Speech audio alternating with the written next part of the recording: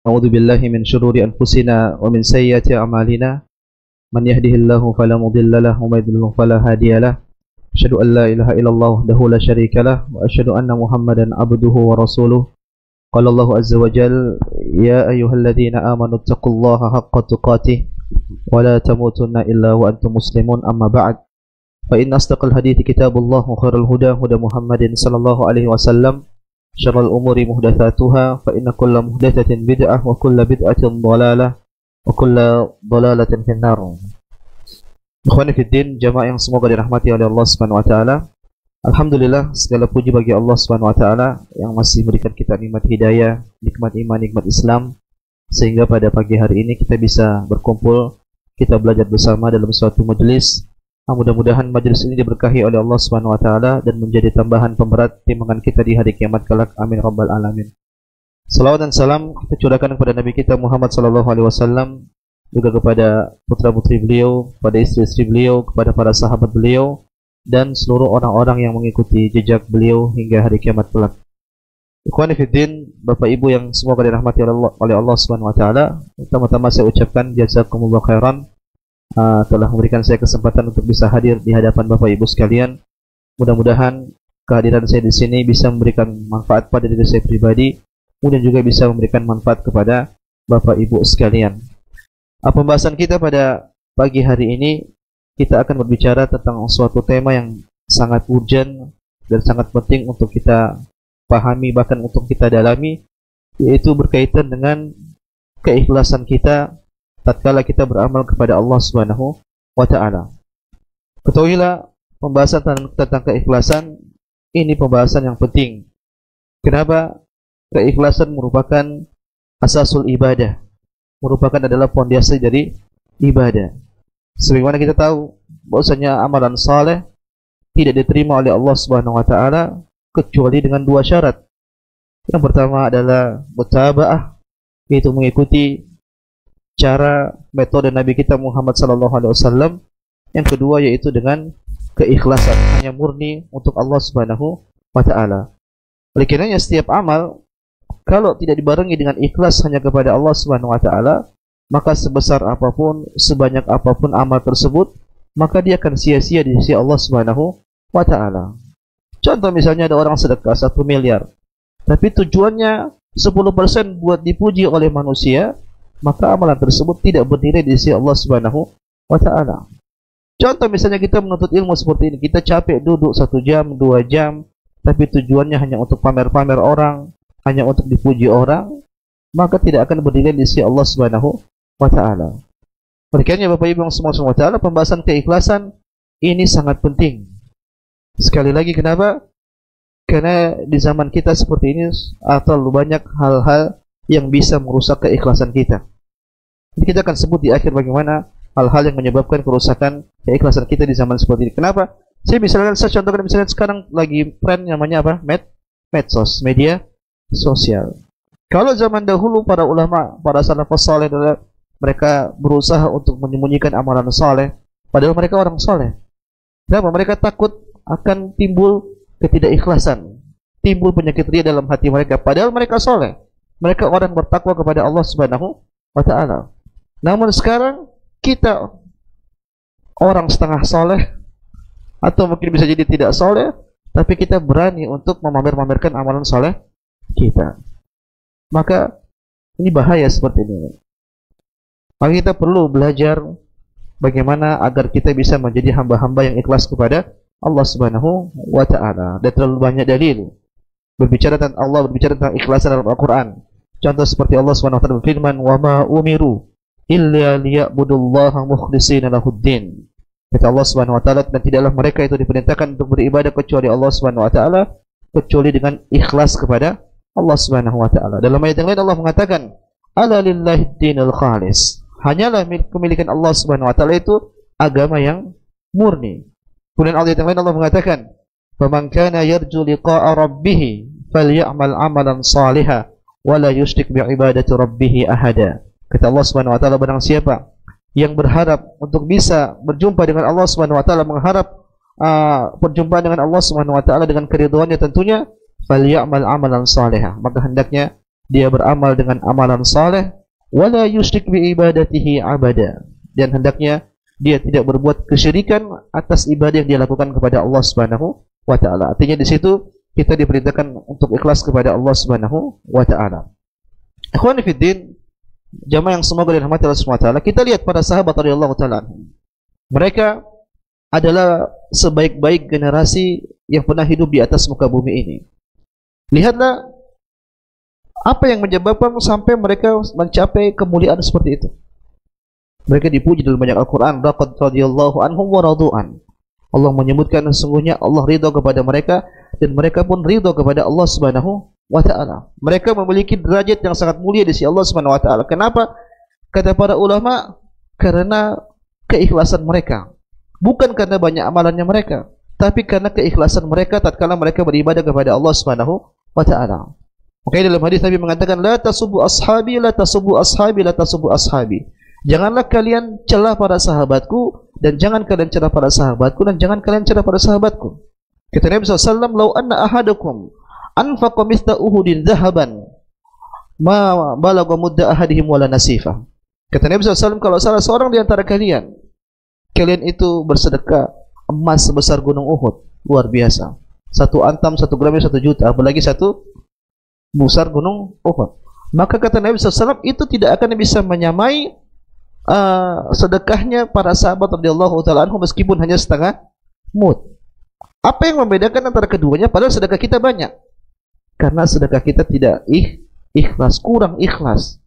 Tapi perjuangan para sahabat radhiyallahu taala anhum, mereka benar-benar ikhlas kepada Allah Subhanahu wa taala. Makanya amalan yang sedikit bisa bernilai besar di sisi Allah Subhanahu wa taala. Makanya ini di antara satu fadilah kalau orang hanya ikhlaskan ibadahnya kepada Allah Subhanahu wa ta'ala. Oleh karena jamaah subhanahu wa ta'ala, mencapai keikhlasan ini bukan hal yang mudah. Bukan hal yang mudah. Sulit untuk kita perjuangkan hati kita untuk tetap ikhlas hanya kepada Allah Subhanahu wa ta'ala, itu sulit. Apalagi saya katakan di zaman-zaman seperti ini, zaman-zaman medsos, zamannya Instagram, zamannya YouTube, zamannya apa lagi? Facebook dan yang lainnya. Semakin sulit seorang untuk ikhlas kepada Allah Subhanahu wa taala. Kenapa tabiat kita ini butuh dengan validitas? Kita pengen dipuji, ya tidak? Kita pengen di-like-in statusnya, kita pengen di-love statusnya. Pengen seperti itu. Tapi kita harus perjuangkan hati kita agar kita tidak peduli dengan semua itu. Oleh karena Sufyan Ats-Tsauri, ketika beliau berbicara tentang keikhlasan, berbicara tentang niat, maka beliau mengatakan, ma 'alattu syai'an ashadda 'alayya min niyyati li'annaha tanqalibu 'alayya. Kata beliau, tidak ada hal yang paling berat untuk aku usahakan dalam hidup ini kecuali niatku, kata beliau radhiyallahu taala anhu. Kenapa? Niat itu bolak-balik, berbolak-balik.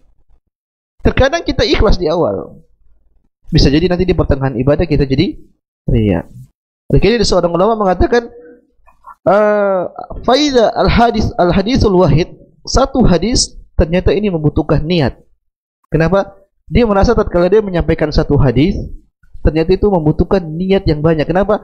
Mungkin di awal dia ikhlas, tiba-tiba di tengah perjalanan dia agak riya. Akhirnya dia harus berubah lagi, harus koreksi lagi niatnya. Ini yang terjadi oleh para orang-orang soleh dahulu, para ulama, orang-orang yang bertakwa kepada Allah Subhanahu wa taala. Apalagi kita yang hidup di zaman tahun 2025, kita lebih butuh lagi dengan mengoreksi diri kita, apakah niat kita ini ikhlas kepada Allah Subhanahu wa taala.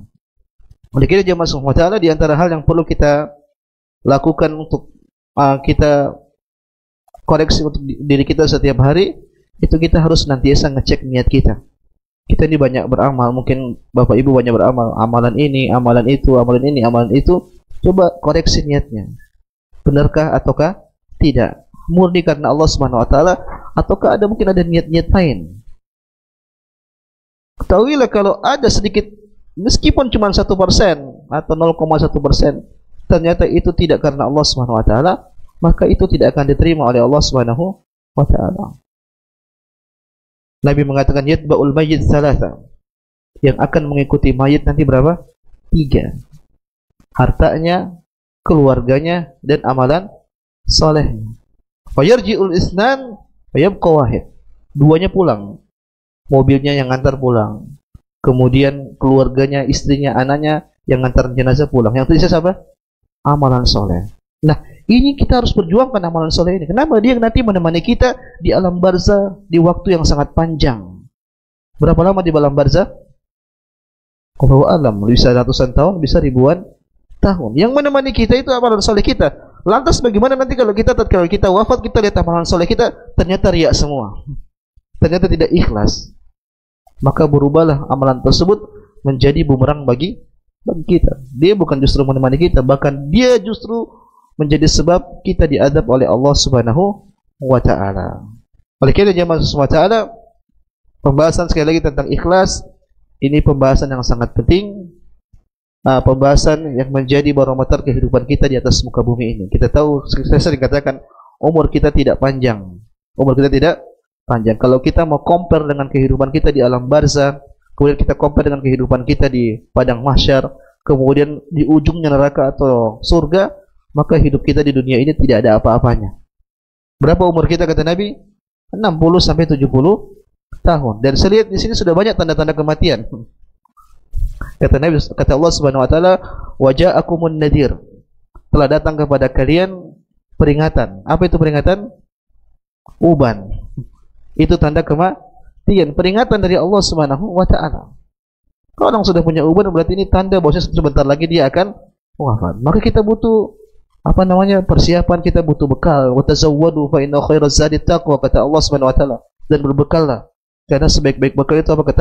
Ketakwaan. Maka kita perlu rawat ketakwaan kita. Ketakwaan kita ini beres atau tidak? Ibadah kita ini beres atau tidak? Kalau tidak beres, kita hancur nanti pada alam barzah dan juga di pada padang mahsyar, kemudian ujungnya pada hari kiamat.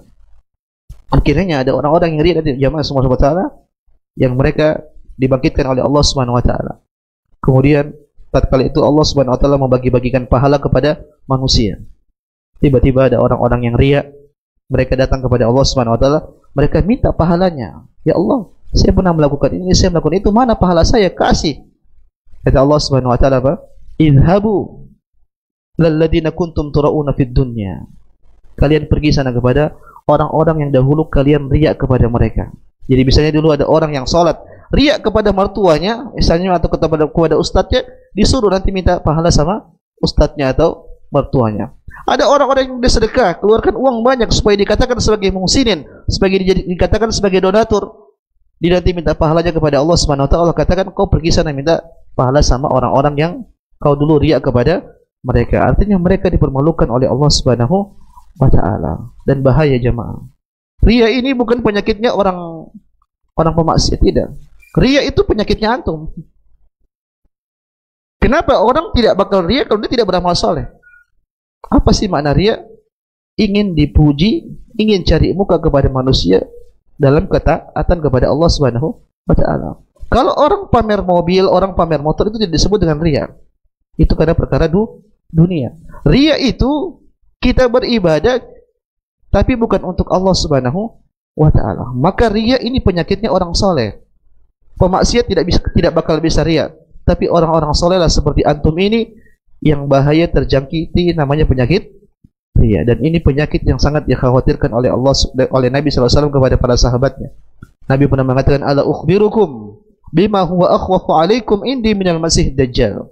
Para sahabatku, maukah saya kabarkan kepada kalian tentang suatu penyakit, tentang suatu hal yang saya takutkan menimpa kalian lebih parah daripada fitnah dajjal. Kita tahu fitnah dajjal ini berbahaya.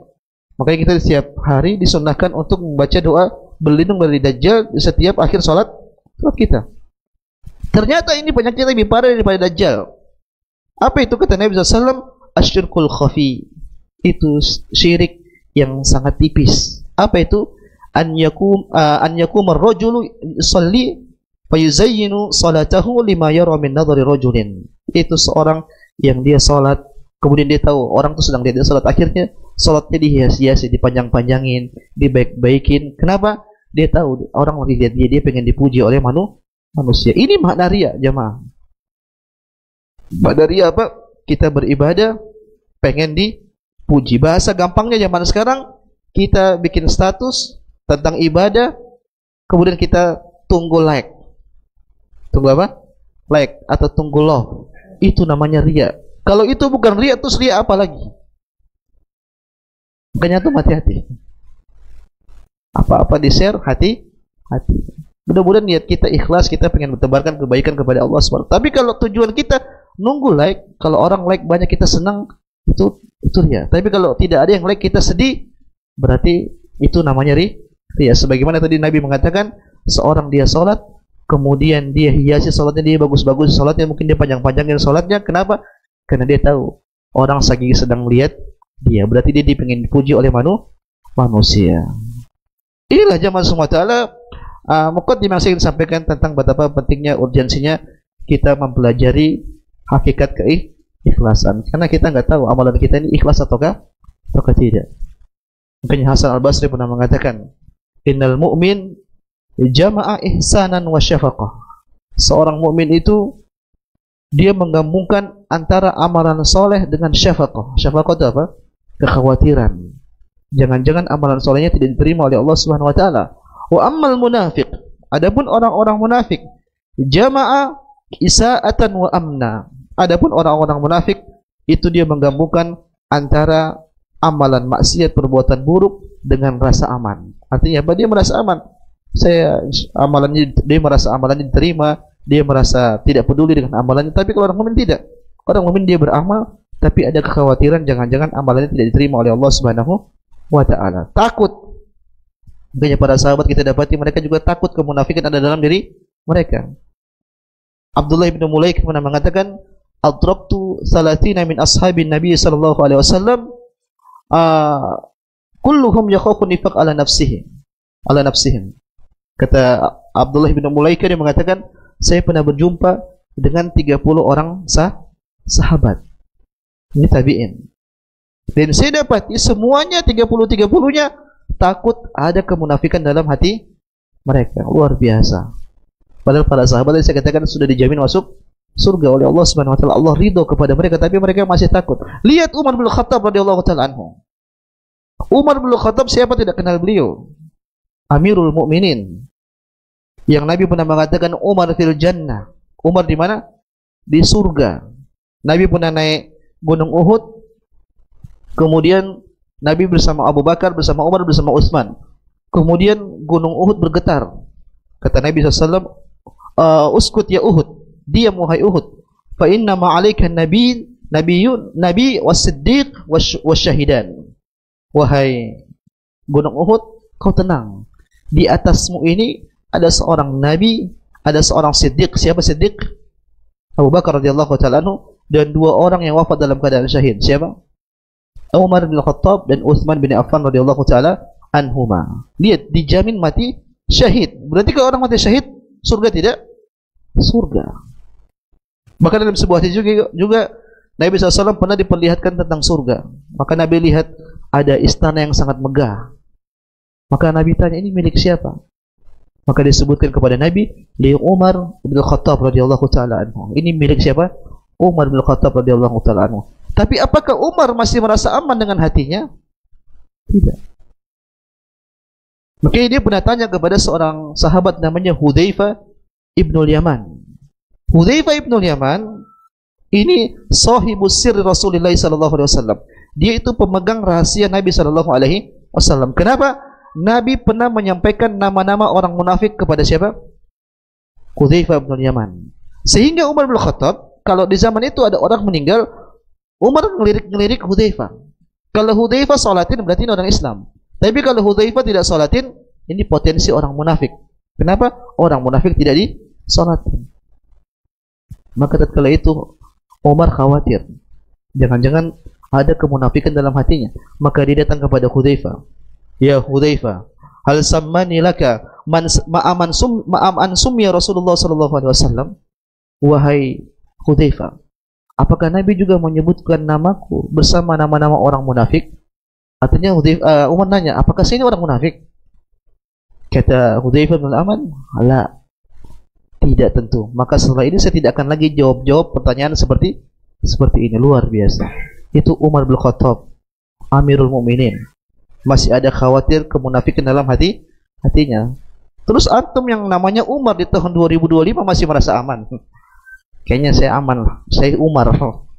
Enggak. Umar bin Khattab merasa khawatir, maka kita justru lebih khawatir pada diri kita. Maka tadi ingat kata Hasan Al-Imam Hasan Al-Basri rahimahullahu taala, al-mu'min jama'a ihsanan wa syafaqah. Seorang mukmin itu menggabungkan antara amalan saleh dan juga rasa khawatir kepada dirinya. Karena kita tidak boleh merasa aman terus. Kalau kita merasa aman terus, nanti akan timbul ujub pada diri kita, dan ujub juga ini bagian dari kesyirikan kepada Allah Subhanahu wa taala. Riya, kita syirikan Allah dengan orang lain. Kalau ujub, kita syirikan Allah dengan siapa? Dengan diri kita sendiri. Kita merasa bahwasanya ini semua kita, ini semua kita, ini semua kita. Kita tidak peduli, kita tidak merasa bahwasanya ini kehadiran dari rahmat Allah Subhanahu wa taala. Maka inilah jamaah Allah Subhanahu wa taala di antara urgen kenapa kita harus mempelajari keikhlasan. Ikhwan yang semoga dirahmati Allah Subhanahu wa taala, apa itu ikhlas? Apa itu ikhlas? Ikhlas secara bahasa dia jadi kata khalusa, yaitu murni, atau akhlasa yang artinya adalah memurnikan. Mungkin dalam Al-Quran Allah Subhanahu wa taala berbicara tentang keikhlasan, memberikan contoh seperti air susu yang keluar dari daging hewan. Allah Subhanahu wa taala berfirman, "Wa inna lakum fil an'ami la'ibrah." Kata Allah Subhanahu wa taala, dan kalian lihat hewan-hewan bahimatul an'am, hewan-hewan ternak, itu bisa jadi pelajaran buat kalian. Dari mana? Kata Allah Subhanahu wa taala, "Nusqikum mimma fi butuni min baini fartin wa damin labanan khalisan sa'igan lisyaribin." Kata Allah Subhanahu wa taala, kami kasih minum kalian susu yang susu tersebut keluar dari darah, kemudian apa? Kotoran. Ternyata dia keluar dengan susu yang murni, tidak ada kotoran sedikit pun. Itulah yang disebut dengan apa? Labanun khalis, susu yang murni. Kita bayangkan jemaah, kalau kita ntar lagi nyembelih hewan, bisa nggak kita ngeluarin susunya utuh? Pasti kan ada kecampur-kecampur. Susu itu diantara darah dengan apa kok? Kotoran. Ternyata dia bisa keluar murni khalis, murni, susu murni. Inilah namanya ikhlas jamaah.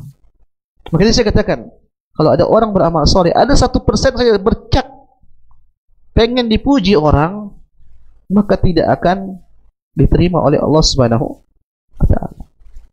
Makanya sebagian ulama mengatakan, kalau kita bisa ikhlas sekali saja dalam satu amal ibadah, kita selamat. Tapi jadi masalah kita tidak tahu kita ini ikhlas ataukah tidak. Maka ini mana ikhlas secara bahasa?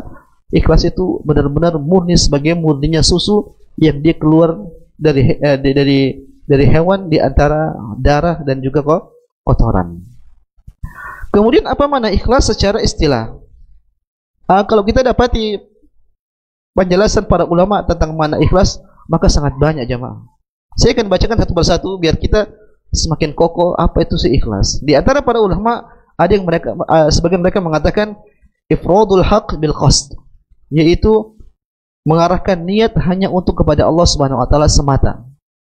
Ini mana sebagian ulama menyebutkan kalau mereka memaknai ikhlas, mereka mengatakan yaitu ifradul haqqi bil qasdi, yaitu mengarahkan niat tertuju hanya kepada Allah Subhanahu wa taala semata. Sebagian ulama seperti Sahal bin Abdullah radhiyallahu taala rahimahullah, beliau mengatakan al-ikhlas an yakuna sukunul abdi wa harakatuhu lillah. Luar biasa. Kata beliau, ikhlas itu adalah diam dan geraknya seorang hamba hanya untuk kepada Allah Subhanahu wa taala. Diamnya hanya untuk Allah, geraknya hanya untuk Allah. Sekarang saya tanya, siapa sih yang berani klaim saya ikhlas? Ada yang berani. Diam dan geraknya hanya untuk Allah Subhanahu wa taala. Waqala Abu Utsman mengatakan nisyanu ru'yatil khalqi bidawamin nadhar ilal khaliq. Luar biasa. Ini definisi ikhlas yang sangat luar biasa. Beliau mengatakan seorang ikhlas itu apa? Itu melupakan pandangan manusia. Karena terus memendung, dia tujukan pandangannya hanya terhadap penglihatan Allah Subhanahu wa taala. Dia tidak peduli dengan penglihatan manusia, tapi pandangannya tertuju terhadap pandangan Allah Subhanahu wa taala. Ini mana ikhlas disebutkan oleh Abu Utsman. Ada yang mengatakan juga Al-ikhlas istiwa'u amalil abdi fi dhahir wal batin. Ikhlas itu adalah keselarasan amal seorang hamba, baik yang tampak dan juga yang tersembunyi dalam hati. Artinya zahir dengan batin itu sama, keselarasan. Karena terkadang orang bisa acting. Mungkin hatinya dia jengkel sama orang, mungkin misalnya dia hasad. Tapi dalam secara zahir terlihat dia orang baik. Ada orang sholat, terlihatnya ikhlas tampaknya. Tapi kita tidak tahu dalam hatinya. Ada orang mungkin ngaji, nangis-nangis di hadapan manusia. Bisa jadi dia ikhlas. Tapi bisa jadi juga tidak ikhlas. Namanya ikhlas harus ada keselarasan antara amalan zahir dan juga amalan hati. Kemudian dia juga mengatakan sarful amal mutaqarriban bihi ila Allah wahda la riya'a wala sum'ah, yaitu memurnikan amal untuk mendekatkan diri kepada Allah Subhanahu wa taala semata dan tidak tercampur namanya riya dan juga namanya sum'ah. Apa itu sum'ah? Riya itu kita pengen dilihat kalau secara bahasa. Pengen dipandang orang, pengen jadi bahan perhatian. Kalau sum'ah itu kita pengen didengar. Kita pengen didengar. Wala talaba lid-dunya. Ini penting. Dan riya itu tidak mencari dunia. Artinya perkara ibadahnya murni hanya untuk Allah, tidak mencari niat dari ibadahnya. Wala tasannu'an lil khalqi. Kemudian tidak berpura-pura di hadapan manusia. Wa inna ma yarju bihi thawaballahi ta'ala. Tapi tujuan dia hanya untuk mengharapkan pahala Allah Subhanahu wa taala, wa yakhsha iqabahu. Dan dia takut dengan azab Allah Subhanahu wa taala, wa yatma' fi ridahu. Dan dia hanya mendambakan keridhaan Allah Subhanahu wa taala.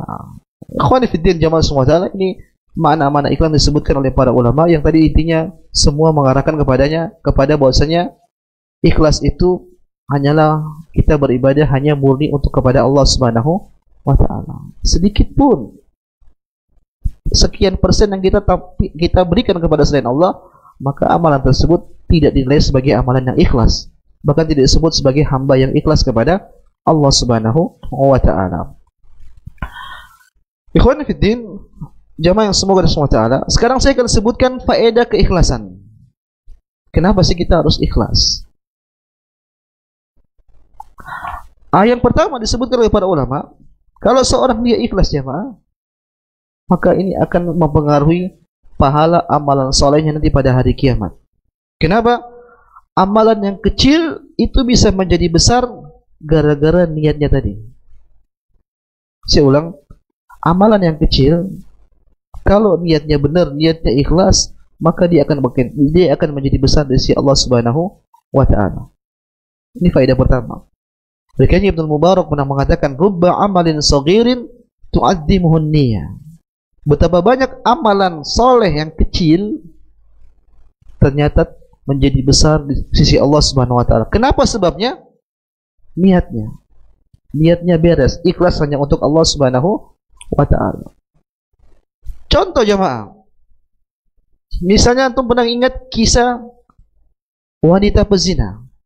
Tidak. Yang wanita ini imra'atul baghi, wanita pezina ya. Memang kerjaannya pezina. Suatu ketika dia pernah melihat anjing sedang kehausan. Bainama kalbun yutifu bi raqiyatin kada yaqtulu wal atash. Ini anjing kehausan sampai-sampai dia hampir mati gara-gara kehausan. Idra'athu baghi min bagaya Bani Israel. Tiba-tiba ada seorang wanita tadi, wanita pezina dari Bani Israel. Dia lihat, dia kasihan sama anjing tersebut. Akhirnya apa yang dilakukan? Fanaza'at muqaha fasaqathu. Maka dilihat ada air di sungai. Di sumur. Maka dia turun dari sumur tersebut, kemudian dia buka sendalnya atau sepatunya, dia ambil air, kemudian diberikan minum kepada siapa? Anjing tersebut. Apa kata Nabi? Faghufira lahu. Maka wanita tersebut pun akhirnya diampuni oleh Allah Subhanahu wa taala. Jamaah yang saleh, saya tanya sekarang. Kasih minum anjing ini amalan ringan tidak? Sepertinya sepele. Dan dia berlatar belakang seorang wanita pezina, yang kita tahu wanita pezina ini dosa sangat besar di sisi Allah Subhanahu wa taala. Tapi lihat, gara-gara hanya amalan yang sepele itu, ternyata Allah bisa ampuni dosa-dosanya. Kata para ulama, kenapa? Karena keikhlasannya tatkala itu. Lihat, berbuat baik tidak pandang bulu, mau kepada siapapun, kepada setiap makhluk itu ada nilai pahalanya di sisi Allah Subhanahu wa taala. Lihat kepada anjing ini. Anjing yang mungkin padahal hewan yang tidak boleh kita piara, tidak boleh kita sentuh, tapi gara-gara ini hewan makhluk Allah Subhanahu wa taala, dan lihat-lihat kasihan mau meninggal, mau mati, maka diberikanlah minum oleh seorang wanita ini. Karena keikhlasannya maka Allah pun ampuni dosanya. Makanya kita mengatakan amalan kecil tapi kalau niatnya benar tu'adzimu niyah, maka akan menjadi besar di sisi Allah Subhanahu wa taala. Dan betul-betul memang dia ikhlas. Tatkala dikasih minum, tidak ada orang tatkala itu, tidak ada yang lihat. Bisa jadi kalau ada orang ramai, bisa jadi dia cari muka sama manusia. Dan tatkala dia kasih minum, dia tidak mengharapkan jazakillah khairan, enggak. Karena dia tahu anjing tidak bisa bicara. Dia tidak mengharapkan terima kasih. Karena keikhlasan inilah, kata para ulama, akhirnya dia diampuni oleh Allah Subhanahu wa taala. Ini jelas kalau Ibnu Qayyim rahimahullah taala. Ibnu Qayyim mengatakan dia diampuni karena keikhlasannya. Makanya Ibnu Taimiyah rahimahullah taala beliau jelaskan betapa banyak jamaah orang itu sholat di shaf yang sama. Mungkin di shaf pertama, bahkan belakang imam bersamaan. Mungkin bisa jadi bacaan yang sama, kemudian tumakninanya yang sama, tapi ternyata pahalanya bagikan langit dan bumi. Apa yang membedakan? Keikhlasan orang tersebut tatkala mereka beribadah. Maka jamaah semua taala, amalan kecil bisa menjadi besar dari sisi Allah Subhanahu wa taala. Sebaliknya amalan besar kalau niatnya tidak beres, maka dia bisa jadi kecil di sisi Allah Subhanahu wa taala. Ada orang kurban mungkin sapi berapa kilo yang paling besar? 900 kilo misalnya. Tapi memang dia niatnya pengen diakuin sebagai orang yang kurbannya paling keren. Tapi ada orang sebelah satu beli kambing umur 1 tahun, perempuan, kira-kira berapa itu? Kambing wanita, kemudian mungkin baru umur 1 tahun pas, 2 juta dapat tidak? Atau kurang bisa jadi. Tapi dia ikhlas. Dia tidak punya harta, memang cuma harta segitu. Dia relakan ini buat Allah Subhanahu wa taala. Maka kira-kira mana banyak yang besar pahalanya? Yang kecil tadi itu, meskipun hanya cuma 2 juta. Daripada orang yang kurban mungkin 900 kilo tapi memang ingin dipuji oleh manusia. Maka ini jamaah menunjukkan bahwasanya niat itu menentukan kualitas amalan soleh kita. Kalau niat kita baik, amalan yang kecil bisa jadi besar dari Allah Subhanahu wa taala. Oleh karena jamaah, para ulama menjelaskan tentang Abu Bakar radhiyallahu taala anhu. Abu Bakar sepakat para ulama, ini manusia terbaik setelah Nabi Muhammad sallallahu alaihi wasallam. Medan jihad. Dan Abu Bakar tidak wafat seperti Umar bin Khattab, tidak seperti Utsman bin Affan yang mana mereka wafat dalam keadaan syahid. Tapi ternyata kualitas ibadah, kualitas kemuliaan Abu Bakar itu lebih tinggi daripada semuanya. Kenapa? Karena keikhlasan Abu Bakar radhiyallahu taala anhu. Makanya Umar bin Khattab pernah mengatakan, "Law wuzina imanu Abi Bakrin bi imani ahli al-ard rajaha bihim." Kalau kita timbang imannya Abu Bakar radhiyallahu taala anhu dengan keimanan satu orang Tangerang, jangan seorang Tangerang, semua orang di atas muka bumi, kata Umar bin Khattab, maka lebih berat keimanannya siapa? Umar bin Khattab radhiyallahu taala, keimanannya Abu Bakar radhiyallahu taala. Kenapa diantaranya kata para ulama? Karena keikhlasan Abu Bakar tatkala dia beribadah kepada Allah Subhanahu wa taala luar biasa. Maka kita pengen seperti itu. Apa itu? Oh, lanjut ya. Maka jemaah semua taala, ini urgensi yang pertama yang kita akan dapati kalau kita ikhlas kepada Allah Subhanahu wa taala. Amalan kita akan berlipat di sisi Allah Subhanahu wa taala, dibesarkan oleh Allah Subhanahu wa taala. Makanya kita dapati amalan-amalan soleh yang paling terbaik itu yang disembunyikan.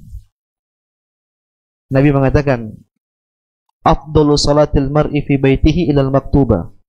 Sebaik-baik amalan saleh, sebaik-baik salat seorang kecuali salat yang wajib itu apa? Salat di rumahnya. Maka kata para ulama, sebaik-baik salat sunnah itu yang dikerjakan di rumah. Kenapa tidak dilihat orang? Sedekah yang terbaik apa? Sedekah yang disembunyikan. Allah mengatakan, in tubdu sadaqati fa ni'mahi wa in tukhfuha wa tu'tuha al-fuqara'a fa huwa khairul lakum. Kata Allah Subhanahu wa taala, kalau kalian ikhlas sedekah tapi kalian tampakkan, kata Allah, itu bagus. Tapi lebih bagus daripada itu kau ikhlas dan kau sembunyikan di hadapan manusia. Maka kita pengen seperti itu. Semakin kita sembunyikan amalan kita, kita semakin ikhlas dan value pahalanya akan sebesar di sisi Allah Subhanahu wa taala. Maka kita pengen menjadi hamba-hamba yang seperti itu. Ikhwan fillah, faedah kedua kalau kita ikhlas hanya untuk Allah Subhanahu wa taala, maka keikhlasan yang kita lakukan tersebut akan membantu kita untuk mewujudkan cita-cita kita. Untuk mewujudkan cita-cita kita. Artinya jemaah, kalau kita pengen sesuatu hal, itu bisa terwujudkan karena keikhlasan kita beribadah kepada Allah Subhanahu wa taala. Contoh misalnya, sekarang lagi zaman haji. Ada bapak pengen haji. Maka jujur sama Allah, ya Allah, saya pengen.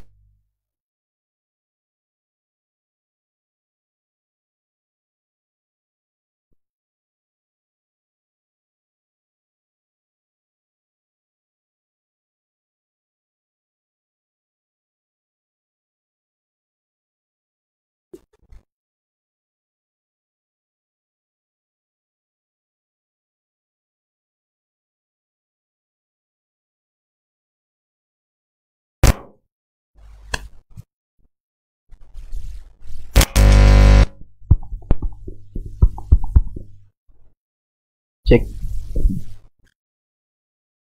Ikhwan fillah, jamaah yang semoga dirahmati Allah Subhanahu wa taala, antum sabar ya. Saya juga sabar. Kita lanjut yang kedua, di antara faedah yang kita bisa dapatkan kalau kita ikhlas kepada Allah Subhanahu wa taala, yaitu keikhlasan kita tersebut bisa membantu kita untuk mewujudkan cita-cita kita. Bisa membantu kita untuk menggapai apa yang kita inginkan. Apa dalilnya jamaah? Dalilnya adalah seorang Arab Badui, dia pernah datang kepada Nabi SAW. Dia datang kepada Nabi, wahai Rasulullah, saya ingin jihad bersamamu. Maka diizinkanlah dia berjihad sama Nabi SAW. Falamma kanat ghazwatu Khaybar aw Hunain, ghanima Rasulullah SAW syai'an. Maka tatkala perang ghazwa Khaybar atau Hunain, maka tatkala itu Nabi SAW mendapatkan ghanimah yang sangat banyak. Ghanimah itu apa? Harta perang rampasan. Maka Nabi pun bagi-bagi tatkala itu. Fa'ata ashabahu ma qasama lahu wa kana ya'ra dhahrahum. Falamma dafa'ahu ilaihi faqala ma hadha. Maka Nabi bagi-bagi. Maka Nabi pun kasih sama orang Arab Badui tadi. Yang tadi dia datang mengatakan, saya cuma pengen berjihad wa Rasulullah. Maka Nabi kasih dia harta ghanimah. Maka dia tanya, ini apa? Karena saya datang ini cuma buat apa? Untuk berjihad. Maka para sahabat bilang tadi itu, qasamahu laka Rasulullah sallallahu alaihi wasallam. Ini harta memang dibagi-bagi sama Nabi SAW, semuanya dapat. Makanya ini bagian untuk engkau, wahai rajul, wahai seorang lelaki. Fa akhadahu faja'ahu faqala ya Muhammad. Maka dia ambil harta tersebut. Kemudian dia pergi ketemu Nabi SAW. Karena harta tadi dikasih melalui sahabat yang lain. Maka dia ambil, kemudian dia pergi menuju Nabi SAW. Dia mengatakan, ya Muhammad, ma'ala hadat taba'tuka. Wahai Rasulullah, saya pergi berjihad dengan engkau bukan karena ini saya tidak ingin ini. Walakin taba'tuka ala an urma hahuna wa asyaru ila halqihi bisahmin fa amutu adkhulal jannah. Dia mengatakan, saya ikut jihad, saya tidak butuh ini wahai Rasulullah. Tapi saya pengen jihad, saya pengen tertancap busur di leher saya, akhirnya tembus sehingga saya wafat dan saya pun masuk surga. Cita-citanya begitu. Antum berani nggak cita-cita begitu? Niat aja udah takut. Dia punya cita-cita seperti itu. Maka Nabi mengatakan intasduqillah yasduqka. Kalau kau jujur kepada Allah, Allah akan realisasikan hal tersebut. Dan benar jemaah. Tatkala dia di perang berikutnya, maka didapatilah dia wafat dalam keadaan tertusuk sebagaimana yang dia tadi cita-citakan. Dia pengen tertusuk di lehernya sehingga dia wafat kemudian masuk dalam surga. Maka dilaporkan kepada Nabi SAW. Nabi pun mengatakan, sadaqallahu fasadaqahu. Dia jujur kepada Allah Subhanahu wa taala, maka Allah pun membenarkan dia. Artinya Allah benarkan dia, kemudian Allah realisasikan apa yang dia inginkan. Maka kata para ulama, ini dalil jamaah. Kalau kita benar-benar jujur, ikhlas kepada Allah Subhanahu wa taala, kita pengen apa, Allah akan kasih insyaallah. Allah akan kasih. Misalnya saya contohkan, misalnya kita ini pengen haji. Secara logika mungkin kita tidak, bagaimana haji sekarang? Yang furoda bisa 300-an juta, belum tentu berangkat. Yang plus mahal, yang reguler tunggu 15 tahunan. Tapi antum jujur. Kalau antum jujur dan berusaha tentunya ikhtiar, insyaallah ada saja jalan. Ada saja. Ya, saya punya cerita. Saya ini belum haji, kalah sama orang itu. Ini dia kerjanya apa? Gojek jamaah. Luar biasa. Dia itu hanya sebagai gojek dan juga sebagai pembantu-bantu di travel. Maka tatkala itu jamaah qadarullah daftar bludak. Daftar bludak. Sehingga butuh namanya apa? Petugas. Setelah dirunding, dirapat, akhirnya orang ini yang terpilih jamaah. Tidak ada habis pikiran, dia bilang dia mau bergaji, nggak ada. Akhirnya dia terpilih. Luar biasa. Pada kerjanya apa? Gojek. Yang mungkin sehari pendapatan 100 ribu, 200 ribu, 300 ribu. Kalau mau kumpul uang, mungkin seumur hidup belum tentu bisa pergi haji. Tapi dia jelaskan, saya pernah berdoa, saya jujur minta sama Allah. Allah kasih sama. Bahkan tahun depannya akhirnya dia berangkat lagi. Kenapa? Kerjanya bagus. Luar biasa. Maka intasduqillah yasduqka, kata Nabi SAW. Kalau kau jujur kepada Allah Subhanahu wa taala, niscaya Allah akan berikan apa yang kalian inginkan. Tentunya dengan keikhlasan kepada Allah Subhanahu wa taala dan juga ikhtiar. Kita cari apa namanya ikhtiarnya, apa yang bisa diusahakan.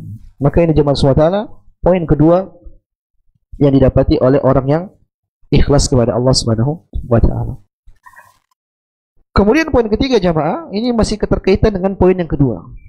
Yaitu orang yang ikhlas, maka doanya mudah dikabulkan oleh Allah Subhanahu wa taala.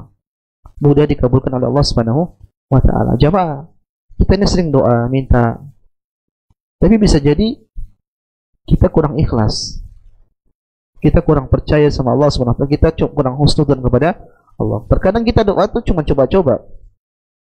Ya tidak? Doa-doa. Coba-coba tidak yakin kalau akan dikabulkan. Padahal Nabi mengatakan, ud'ullaha wa antum muqinuna bil ijabah.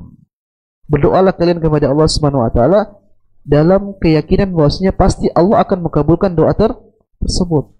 Maka kalau antum berdoa jangan coba-coba, yakin insyaallah pasti Allah akan kabulkan doa tersebut. Dan di antara sebab doa kita bisa dikabulkan oleh Allah Subhanahu wa taala itu dengan keikhlasan kepada Allah Subhanahu wa taala. Antum benar-benar doa ikhlas, jujur hanya kepada Allah Subhanahu wa taala.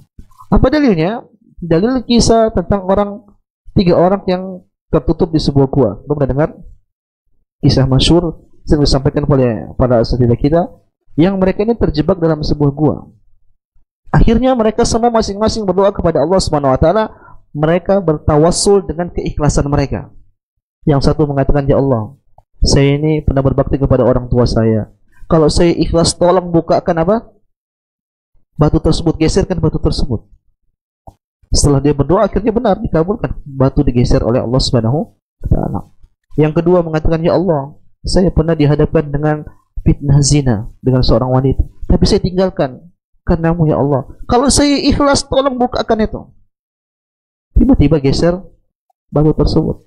Orang ketiga, orang yang amanah, yang dia mengembangkan hewan ternak milik orang. Akhirnya orang yang datang dikasih semua. Ya Allah, kalau ini murni ikhlasannya kepadamu, tolong selamatkan kami dari sini. Dan benar, akhirnya batu tersebut akhirnya tergeser. Kata para ulama, lihat, mereka bertiga doanya dikabulkan. Kenapa? Karena mereka bertawassul dengan keikhlasan mereka kepada Allah Subhanahu wa taala. Maka antum jemaah kalau pengen doa antum dikabulkan oleh Allah Subhanahu wa taala, caranya yaitu kita ikhlas beribadah kepada Allah Subhanahu wa taala. Jangan selama ini kita doa, kita minta tapi kita tidak dikabulkan. Kenapa? Karena kita kurang ikhlas kepada Allah Subhanahu wa taala. Ikhwan fillah, kemudian selanjutnya di antara faedah keikhlasan dari ibadah yang kita lakukan kepada Allah Subhanahu wa taala, itu ikhlas bisa menolong kita dari fitnah. Bisa menolong kita dari fitnah. Ikhwan fillah, kita hidup sekarang ini di zaman penuh dengan fitnah. Contoh misalnya fitnah pergaulan. Kita punya anak, kita nggak bisa jaga anak kita 24 jam. Paling kita lepas, nanti kita ketemu baru kita tanya. Sebagian ulama mengatakan bagaimana agar anak kita selamat dari fitnah, maka kita perlu ikhlas beribadah kepada Allah Subhanahu wa taala. Artinya kita perlu memupuk ketakwaan kita kepada Allah Subhanahu wa taala. Kenapa? Kalau kita ikhlas, kita memupuk ketakwaan kita, insyaallah kita akan dimudahkan oleh Allah Subhanahu wa taala menjalani kehidupan ini dan kita akan selamat dari fitnah. Apa dalilnya? Yaitu kisah Nabi Yusuf alaihissalam. Tatkala beliau diganggu oleh siapa? Zulaikha, istrinya pemimpin Mesir tatkala itu. Istrinya raja. Kira-kira istrinya raja cantik tidak?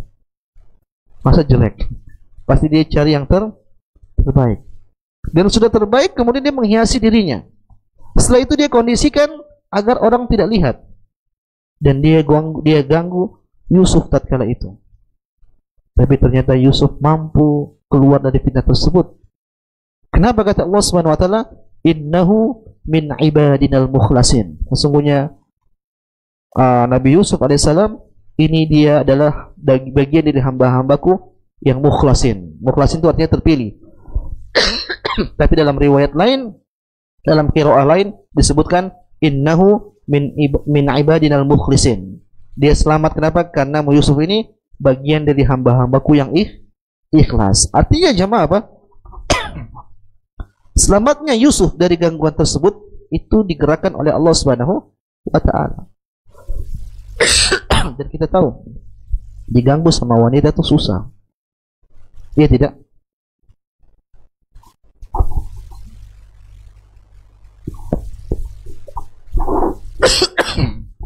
Contoh misalnya antum lagi safar.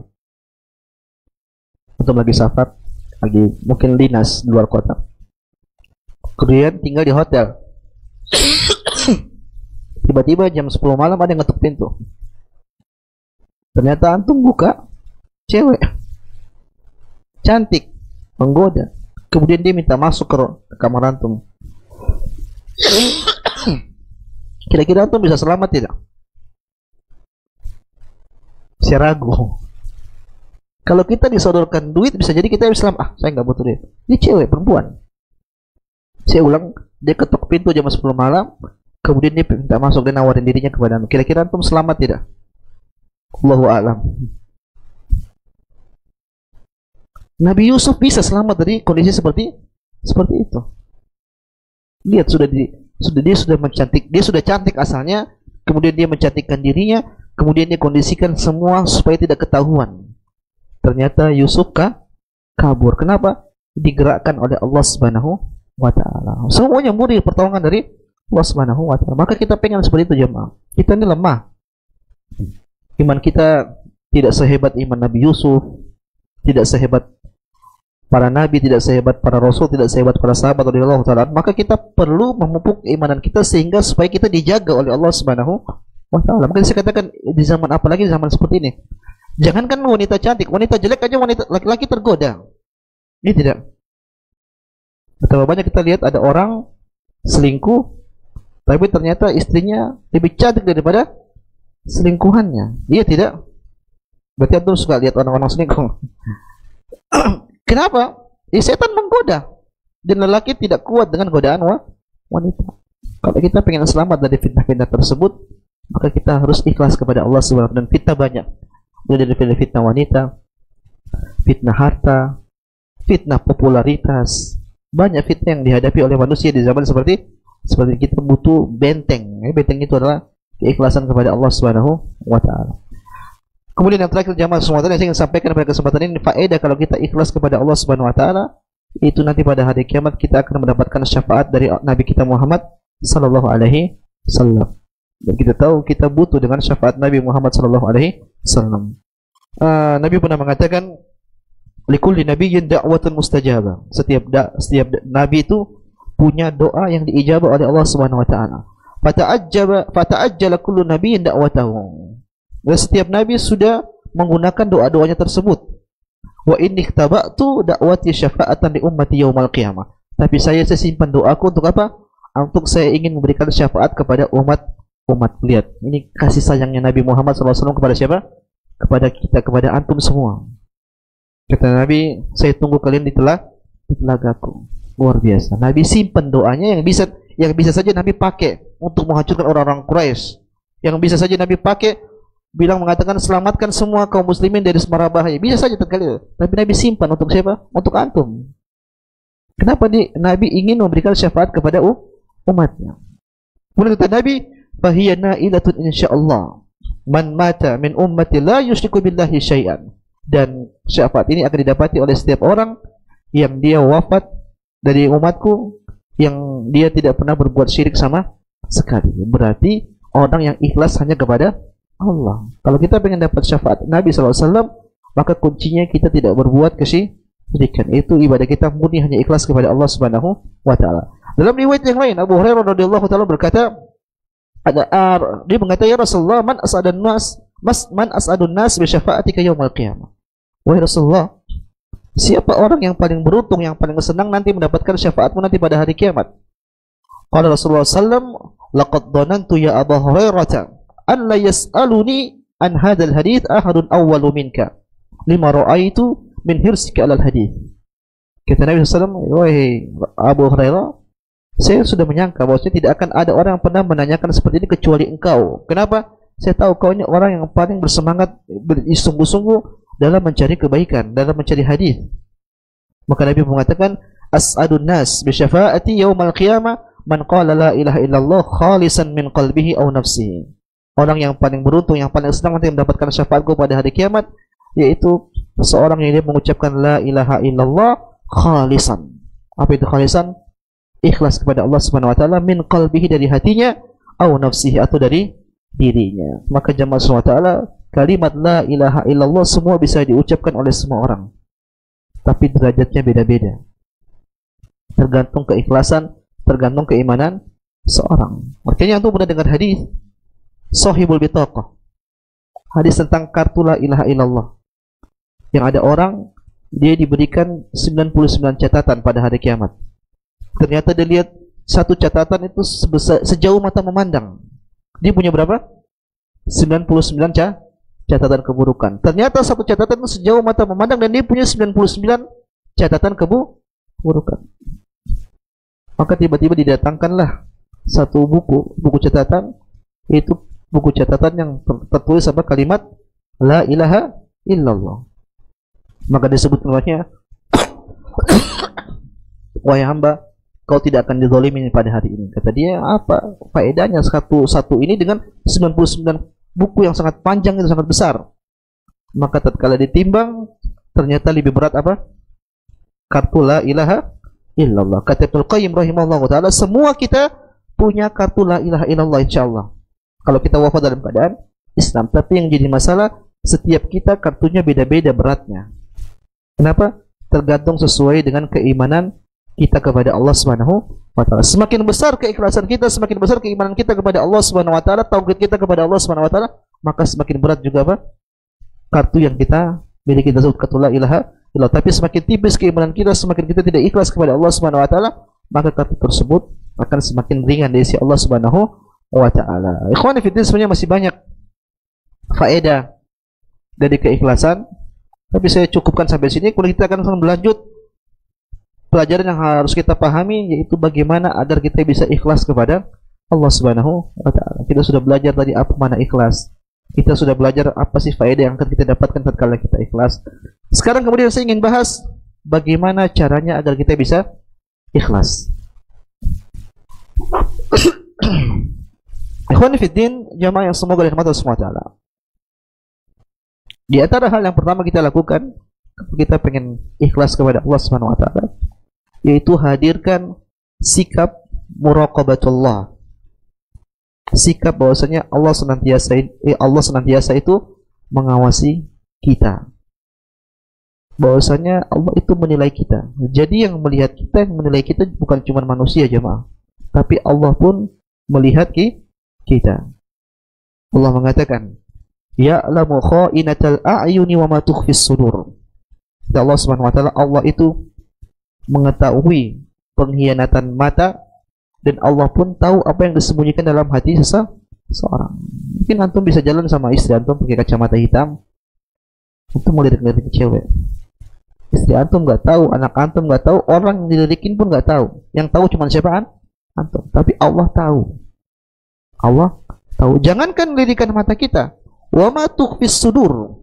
Apa yang kau sembunyikan dalam hatimu pun Allah tahu. Makanya pada hari kiamat Allah mengatakan, yauma tublas sarair. Pada hari kiamat rahasia-rahasia akan dibongkar oleh Allah Subhanahu wa taala. Orang-orang yang riya, orang-orang yang ujub, orang-orang yang dengki, orang-orang yang hasad akan dibongkar nanti pada hari kiamat oleh Allah Subhanahu wa taala. Maka hadirkan bahwasanya Allah itu tahu apa yang kita lakukan. Bahkan Allah tahu sebelum Allah menciptakan kita. Iya tidak? Allah mengatakan, Nabi mengatakan, awwalu ma khalaqallahu al-qalam. Makhluk yang pertama kali diciptakan oleh Allah Subhanahu wa taala itu pena. Maka Nabi Allah mengatakan, uktub, wahai qalam, wahai pena, tulis. Kata qalam, famadza aktub? Apa yang saya tulis ya Allah? Kata Allah Subhanahu wa taala, uktub maqadira kulli syai'in, uktub maqadiral khalaiq hatta yaumil qiyamah. Kau tulis segala sesuatu yang terjadi di atas muka bumi ini, dari awal penciptaan sampai akhir penciptaan, di lauhil mahfuz. Berarti Allah tahu dengan keadaan kita. Kenapa semua tercatat rapi di lauhil mahfuz? Maka jangan sampai antum merasa antum ini tidak diawasi oleh Allah Subhanahu wa taala. Maka hadirkan bahwasanya kita ini diawasi oleh Allah Subhanahu wa taala. Makanya kita diperintahkan oleh syariat untuk bersikap ihsan. Apa itu ihsan? Anta budallaha ka'annaka tarahu, fa in lam yakun tarahu fa innahu yarak. Kau beribadah seakan-akan kau melihat Allah Subhanahu wa taala. Tapi kalau kau tidak mampu menghadirkan tersebut, maka yakinlah bahwasanya Allah sedang melihat engkau tatkala engkau beribadah. Tidak hanya beribadah, apapun gerak-gerak kita, diam kita, apapun semua dilihat oleh Allah Subhanahu wa taala. Maka ini poin jamaah semua taala, kalau kita pengen kita bisa ikhlas, hadirkan muraqabatullah. Karena kita sering, kalau kita dalam keramaian kita jadi orang bertakwa, tapi kalau kita sendiri kita tidak jadi orang bertakwa. Kenapa? Kita merasa tidak diawasi manusia, padahal Allah sedang mengawasi kita. Mungkin Nabi mengatakan, ittaqillah haitsuma kunt. Bertakwalah kalian di mana engkau berada. Ketakwaan itu harus dilakukan terus sampai kapan? Kapan jemaah? Hatta ya'tiyaka yakin, sampai datang kepada kalian kematian. Jadi ketakwaan tidak hanya 10 Dzulhijjah doang. Sekarang lagi musim ibadah nih. Ma min ayyamin al-amal as-salih fiha habbu ila Allah min hadhihi al-ayyam. Kata Rasulullah SAW, tidak ada amalan saleh yang lebih dicintai oleh Allah Subhanahu wa taala melebihi amalan saleh yang dikerjakan di hari-hari ini, yaitu 10 Dzulhijjah. Ada orang bertakwa sekarang bagus, tapi nanti keluar dari bulan Dzulhijjah juga bertakwa. Ada orang giatnya di bulan Ramadan luar biasa, tapi terlepas dari bulan Ramadan jauh dari Allah Subhanahu wa taala. Ketahuilah, kita harus bertakwa konsisten. Kalau kita pengen selamat, kita harus konsisten istiqomah dalam ketakwaan. Karena Tuhan yang kita sembah di bulan Ramadan, Tuhan yang kita sembah di bulan Dzulhijjah sama dengan Tuhan yang kita sembah di bulan-bulan lainnya, itu Allah Subhanahu wa taala. Maka hadirkan muraqabatullah. Allah itu mengawasi kita kapanpun dan di manapun. Hal kedua jemaah yang semoga dirahmati Allah Subhanahu wa taala,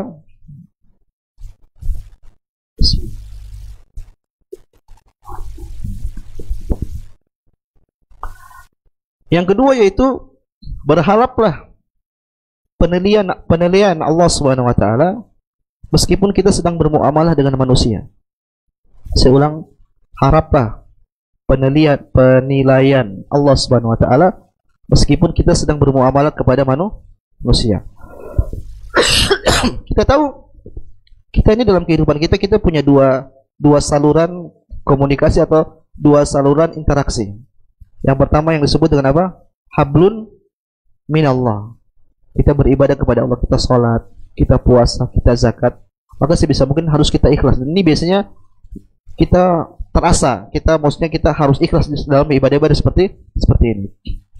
Ada namanya muamalah kedua yang ini bernilai ibadah juga, yaitu hablun minan nas.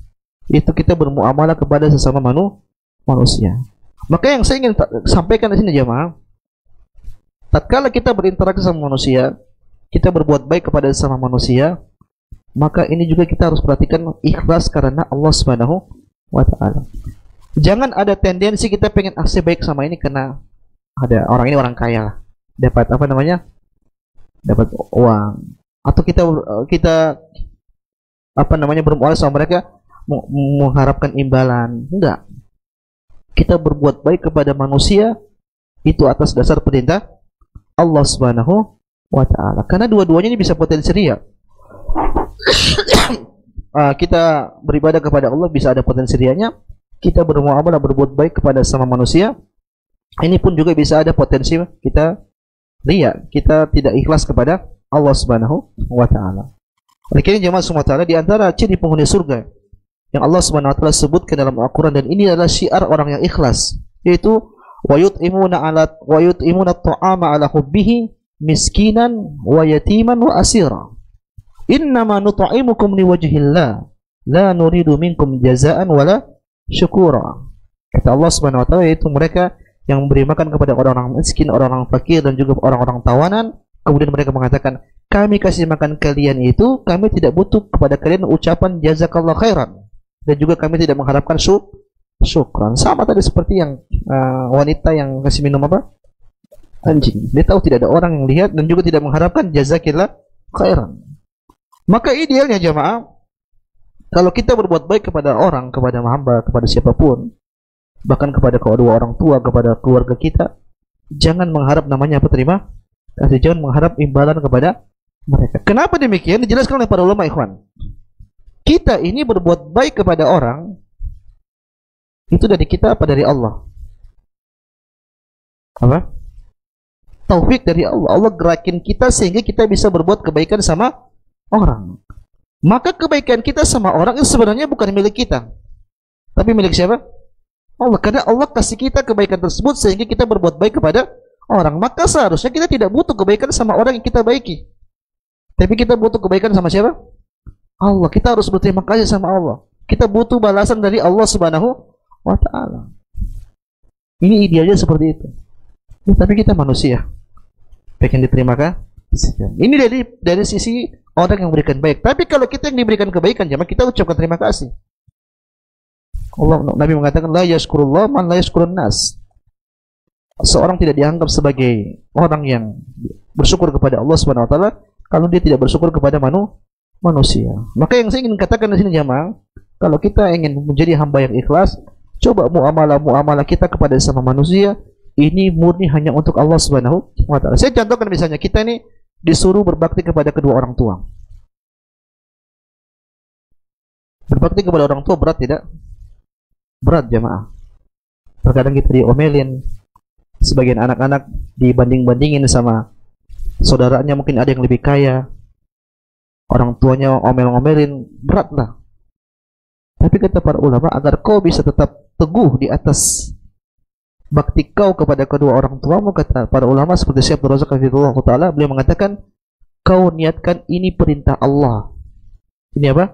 Perintah Allah. Jadi nggak ada urusan kita berbakti sama orang tua kita marah, orang tua kita ngomel-ngomel, nggak ada urusan. Ini sama Allah yang perintahkan saya. Kita hanya berharap pahala dari sisi Allah Subhanahu wa taala. Kenapa kalau kita mengharapkan kebaikan dari orang tua, kita tidak akan berbakti nanti? Karena orang tua biasanya, tidak semua orang tua, wajar, biasanya mereka akan keras. Dan betapa banyak anak-anak yang tidak kuat dengan permasalahan tersebut. Dan kalau kita meniatkan untuk membalas jasa kepada kedua orang tua kita, tidak akan pernah bisa kebaikan kita kepada orang tua dianggap sebagai balas jasa. Kenapa kebanyakan orang anak-anak berbakti? Kenapa? Ini saya kan balas jasa sama orang tua saya. Kata Syekh Abdul Razak, nggak akan mungkin seorang bisa balas jasa kedua orang tuanya. Dari sisi apa? Kita sebagai anak, tatkala merawat orang tua kita, ada perasaan mengatakan, ini sampai kapan? Iya tidak? Pasti. Bahasa kasarnya, orang tua kapan saya meninggal? Iya tidak? Tapi ada perasaan itu dalam hati, kita sampai kapan seperti ini? Misalnya ada orang tua yang mungkin sudah tidak bisa apa-apa, akhirnya kita kesuap, kita cebokin atau yang lainnya. Ini kan berat. Tapi kalau orang tua kita tatkala ngurusin kita, jamaah semoga SWT, orang tua kita nggak ada perasaan seperti itu. Justru orang tua kita berharap kita bisa hidup selama-lamanya. Dari sisi ini kira-kira sama tidak? Antara jasa orang tua kepada anak dan jasa anak kepada orang tua, sama tidak? Tidak sama.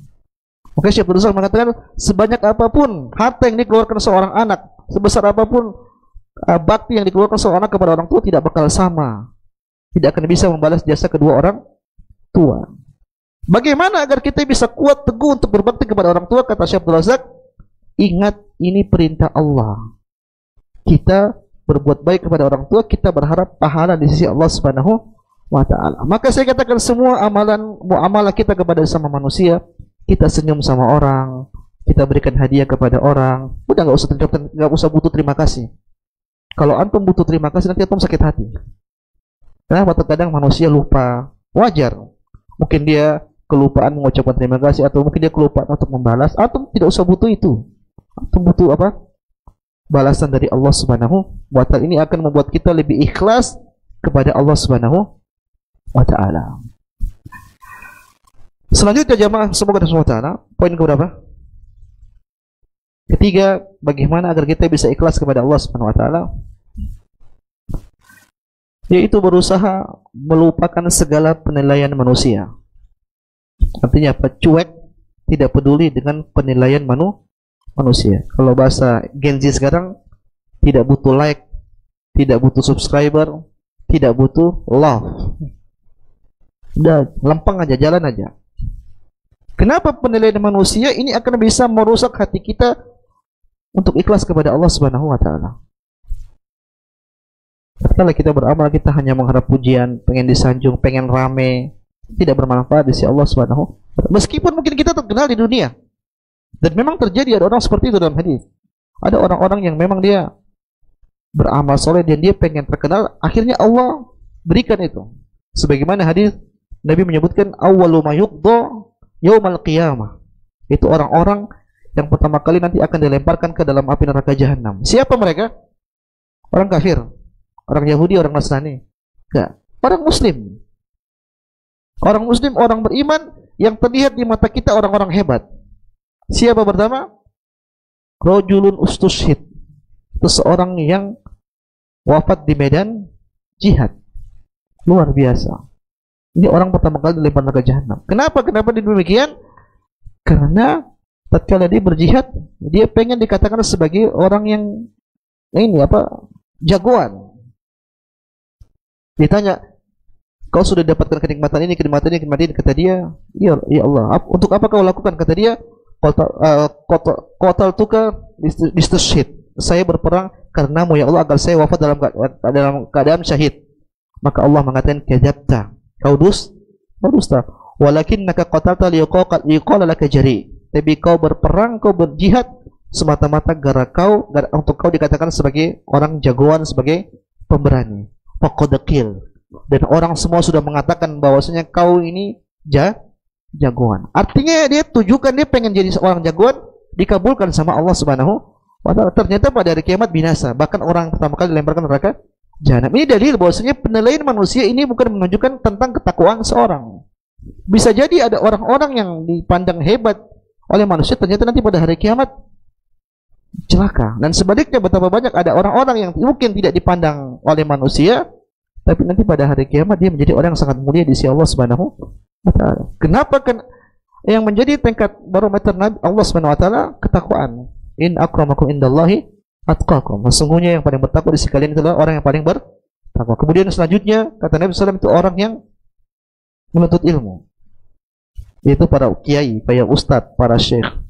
Ini ternyata ini orang-orang yang pertama kali dilemparkan dalam neraka jahanam. Ketika ditanya, untuk apa ilmu yang telah kami berikan kepada engkau?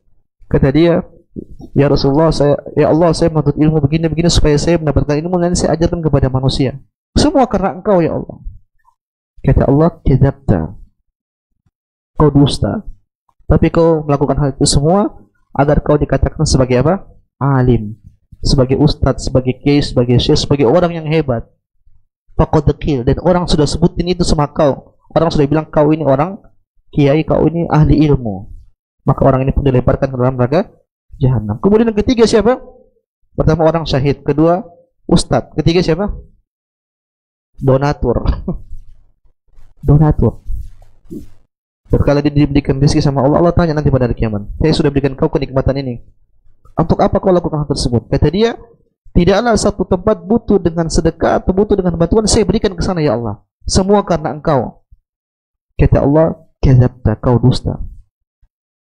Kau melakukan hal itu semua agar kau dikatakan sebagai orang yang dermawan. Faqad, dan sebutan itu telah disematkan kepada kau sehingga orang-orang pun mengatakan kau sebagai dermawan. Maka Allah pun lempar orang ini ke dalam api neraka jahanam.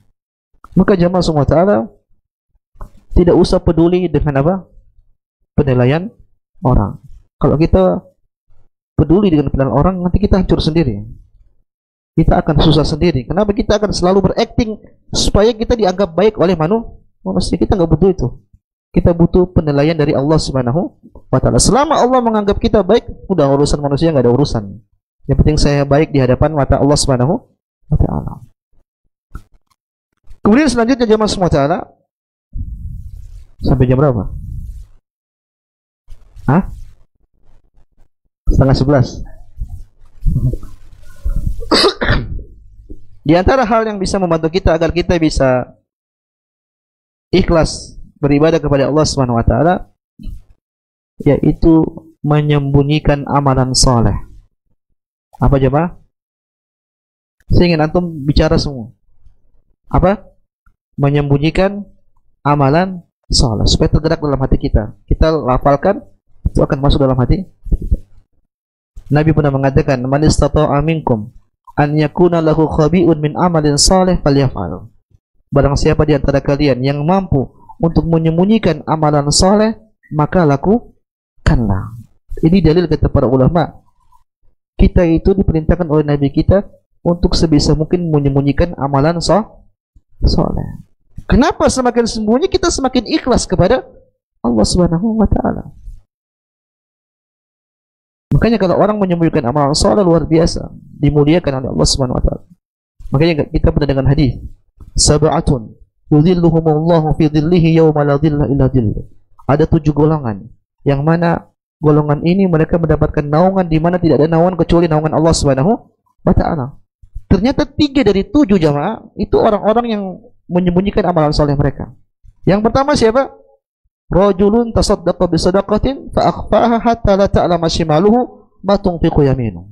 Itu seorang yang dia sedekah dengan tangan kanannya, dia sembunyikan sampai-sampai tangan kirinya tidak tahu. Jangankan orang lain, jangankan tetangganya, jangankan suaminya, jangan istri. Tangan kirinya aja tidak tahu. Kenapa? Saking dia sembunyikan sedekah. Kemudian kedua kata Nabi, rajulun qalbuhu mu'allaqun fil masajid. Itu seorang yang hatinya terpaut dengan apa? Masjid. Rindu pengen ke masjid, ingin beribadah kepada Allah Subhanahu wa taala, dan dia tidak pamer. Dia tidak publish, saya pengen ke masjid, mau ngaji, enggak ada. Dia sembunyikan dalam apa? Hati. Kemudian yang ketiga kata Nabi, rajulun dzakarallaha khalian fa fadat 'aina. Itu seorang yang dia duduk sendiri, berdiam sendiri, kemudian dia ingat Allah, kemudian air matanya berlinang. Artinya dia nangis karena Allah Subhanahu wa taala. Dia sembunyi, tidak ada yang tahu. Dia tidak nangis di hadapan jamaah, nangis. Enggak. Tapi dia sembunyikan nangisnya karena Allah Subhanahu wa taala. Oleh karena jemaah semua taala, sebisa mungkin kita sembunyikan amalan soleh kita. Dan itu semakin besar pahala di sisi Allah Subhanahu wa taala. Dan inilah praktik para salafus saleh. Saya katakan salafus saleh itu orang-orang bertakwa tidak? Kira-kira takwaan salafus saleh atau antum? Salafus saleh.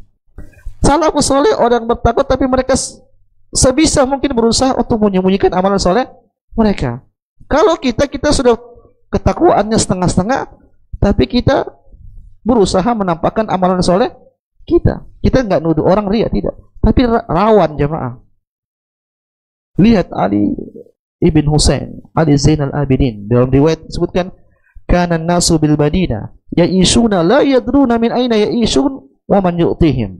Dahulu ada sekelompok orang miskin di kota Madinah, orang-orang miskin yang tiap hari mereka mendapatkan pasokan makanan dari orang, tiap malam dapat pasokan. Dan selama itu mereka nggak tahu siapa yang ngasih ini. Falamma mata Ali bin Husain faqadu dzalik. Tatkala Ali bin Husain wafat, bansos selesai. Bansos selesai, nggak ada lagi makanan. Fa'arafu annahu alladhi kana ya'tihim fil laili bima ya'tihim bi. Barulah mereka sadar, oh yang ngasih kita makanan tiap hari itu siapa? Ali ibn Husain. Bahkan yang ngasih Ali sendiri. Kenapa? Tatkala mereka memandikan Ali bin Husain, mereka dapati ada bekas hitam di pundaknya. Padahal Ali punya budak. Ali bin Husain, Ali Zainal Abidin mampu untuk budakku kau kasih makan kau bagi-bagi, ya tidak? Tapi dia tidak mau, dia mau lakukan sendiri. Kenapa? Dia benar-benar pengen menyembunyikan amalan solehnya. Luar biasa. Di akhir kehidupannya Allah bongkar kebaikan dia. Selamat tidak dia? Selamat, tidak dapat pujian. Kalau kita dikena pujian kan bisa jadi kita ria, kita ujub dengan diri kita, selesai. Oke, jemaah semua, kita pengen seperti itu. Kita beramal soleh, sembunyi, nggak ada yang tahu, nggak ada urusan sama orang, mau orang tahu atau tidak, yang penting Allah tahu. Nggak usah jauh-jauh deh. Baru saja kemarin kita dengar kisah tentang siapa? Ustadz siapa? Ustadz Yazid, rahimahullah ta'ala, luar biasa. Mana orang tahu sini tatkala dia sedekah sini, tatkala beliau hidup, ada yang tahu tidak? Nggak ada. Tapi tatkala beliau wafat, luar biasa. Allah kasih bonus, Allah bongkar. Dia sedekah di sini, dia sedekah di sini, ketahuan semua. Kenapa orang ngomong, itu Ustadz Yazid suka saya kasih saya ini ke sini. Kapan itu terbongkar? Tatkala beliau wafat. Teladan seperti itu jemaah. Kita pengen yang seperti itu. Bukan tujuan kita, akhirnya nanti kita wafat orang tahu kita baik, enggak. Itu hanya bonus dari Allah. Tidak dibongkar juga tidak masalah. Yang penting kita baik di hadapan Allah Subhanahu wa taala. Sembunyikan amalan soleh antum jamaah. Hati kita tuh tipis. Kalau antum berbuat baik, antum pamer, kemudian ada yang mengatakan, Masya Allah akhi. Kira-kira hati antum gimana itu? Goyang jamaah. Ternyata saya juga hebat. Kan begitu kan? Hati-hati makanya. Hati-hati dengan apa? Hal seperti itu. Lihat, Hasan al-Basri pernah mengatakan begini, in kana ar-rajul laqad jama'al Qur'an wa ma yash'uruhu jaruhu. Ada orang, dia itu penghafal Quran, menguasai Al-Quran, tapi tetangganya nggak tahu. Wa in kana ar-rajul laqad faqihal fiqha al-katsir wa ma yash'uruhu bihin nas. Ada orang yang faqih dalam ilmu agama, tapi ternyata tetangganya nggak tahu. Wa in kana ar-rajul yusalli as-salata at-tawilata fi baitihi wa inda zuwar wa ma yash'uru nabi. Ada orang yang salat malam sepanjang malam dan dia punya tamu. Ternyata tamunya nggak tahu orangnya sedang salat. Wa laqad adrakna aqwaman ma kana al-ardi min amalin yaqdiruna ala an ya'maluhu fi sirri min rabbihim. Hasan al-Basri menjelaskan ada orang-orang seperti itu. Artinya dia punya kelebihan, punya amalan-amalan hebat, banyak orang nggak tahu. Kenapa? Dia berusaha menyembunyikan amalan soleh tersebut. Maka mudah-mudahan kita jadi orang seperti ini jemaah. Apalagi di zaman seperti ini berat. Kalau kita bisa seperti ini, berarti mudah-mudahan kita menjadi orang-orang yang spesial. Ini dikatakan oleh seorang ustadz. Kalau zaman dahulu orang-orang itu berusaha untuk menyembunyikan amalan solehnya, kalau kita sekarang apa? Berusaha sebisa mungkin untuk memamerkan amalan soleh kita. Dan sudah tren. sudah tren. Maka jemaah, hilangkan sifat-sifat seperti itu. Kita nggak nuduh orang, kita introspeksi diri kita sendiri. Jangan sampai kita terjatuh dalam hal yang seperti itu. Kalau ada orang melakukan, terserah mereka. Kita nggak bisa nuduh orang. Hati orang kan hanya dia sama Allah yang tahu. Tapi kita jangan sampai ngikut-ngikut tren seperti itu. Ikhwan fillah, selanjutnya menjauhkan diri dari tempat-tempat yang bisa menjadikan diri kita terkenal. Menjauhkan diri kita dari tempat-tempat yang bisa menjadikan diri terkenal. Artinya ada sebab-sebab yang bisa membuat kita menjadi masyhur, populer di manusia. Kita tinggalin. Apa? Tinggalin. Kita tidak mau hati kita itu tergoyang gara-gara popularitas. Ini berbahaya. Kenapa Nabi pernah mengatakan innallaha yuhibbul abdat taqi al-ghani al-khafi.